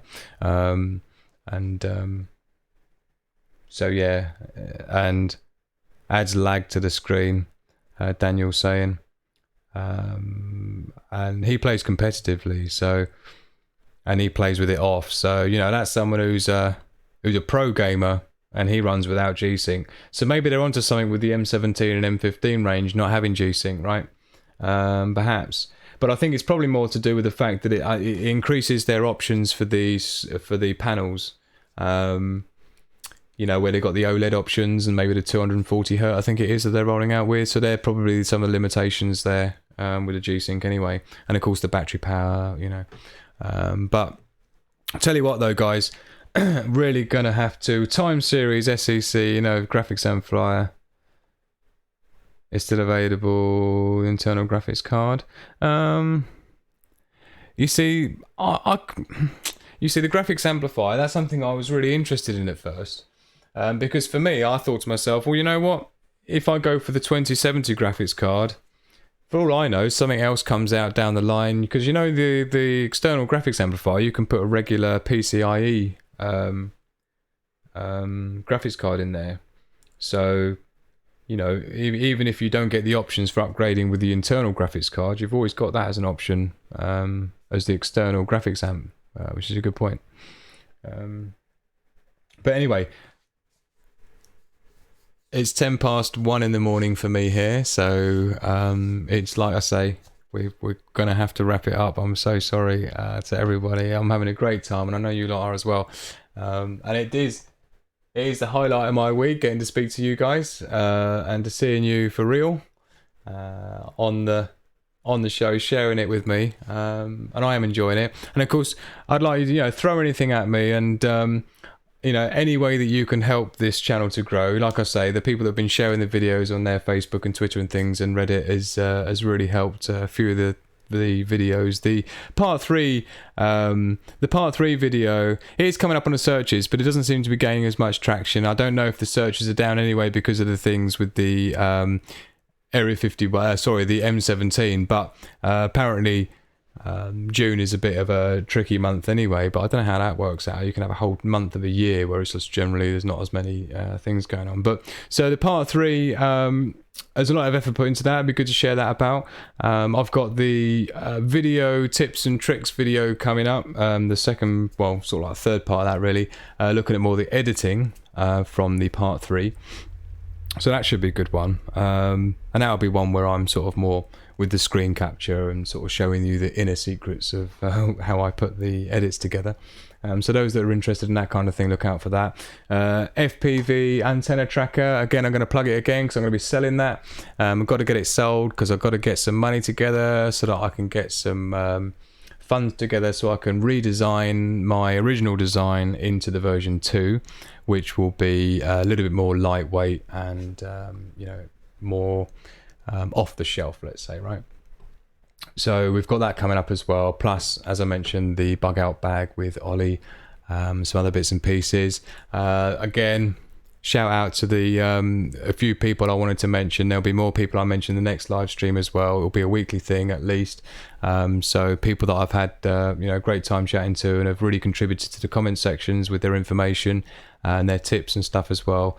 That's why a lot of you guys are in here, and of course some other people, commiserations, who are having bad experiences at the moment with various things, either in life or just with their Area 51Ms. So, you know, again, I really appreciate all of you as part of the channel, and everybody else who I haven't mentioned, obviously, because you know, it's important that every single one of you is are we not still talking about hedgehogs, are we? Still got hedgehogs. Hi honey, I notice Laura's still in the stream, in the chat there.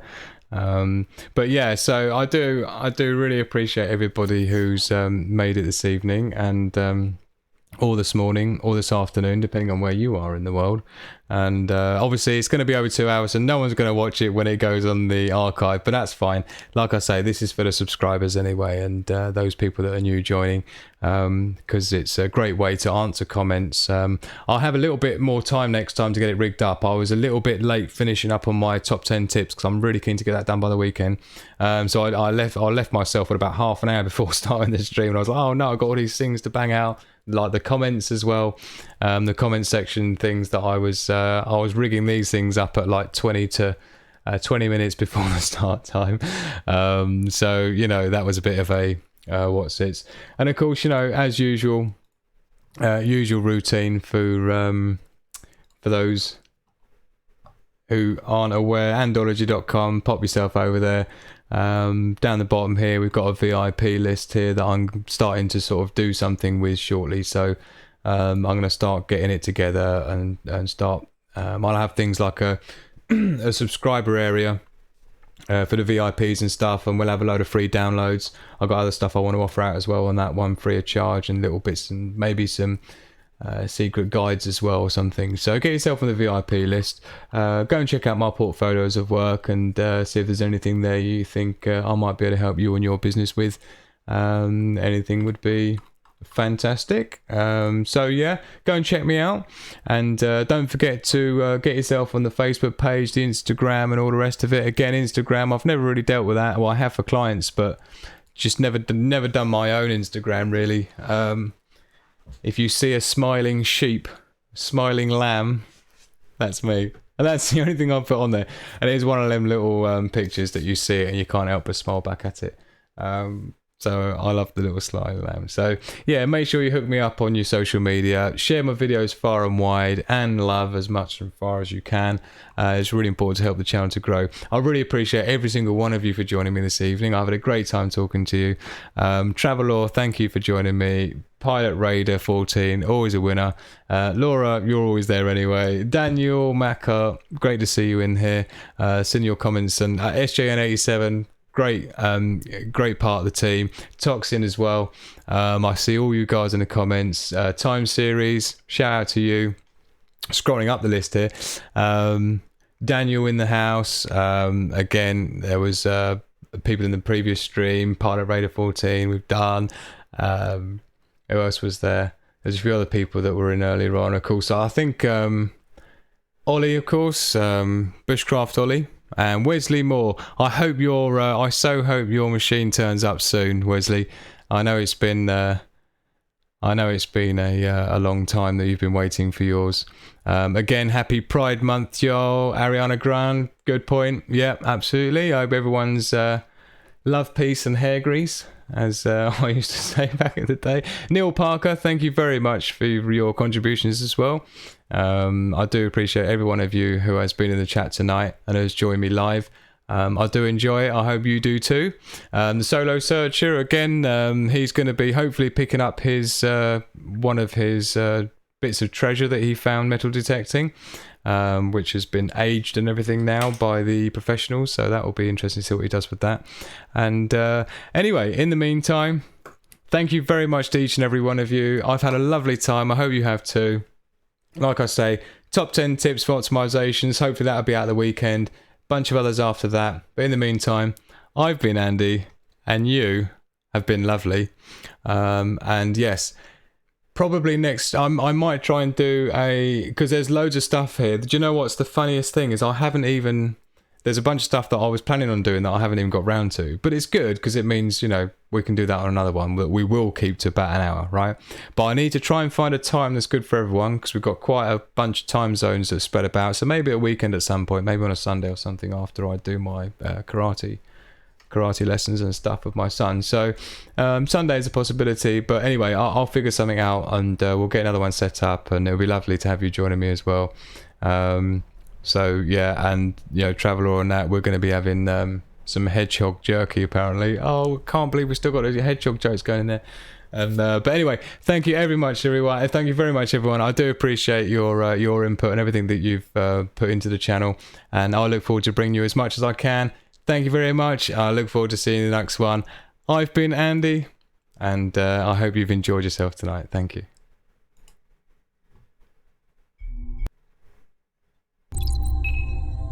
Please like, share and subscribe.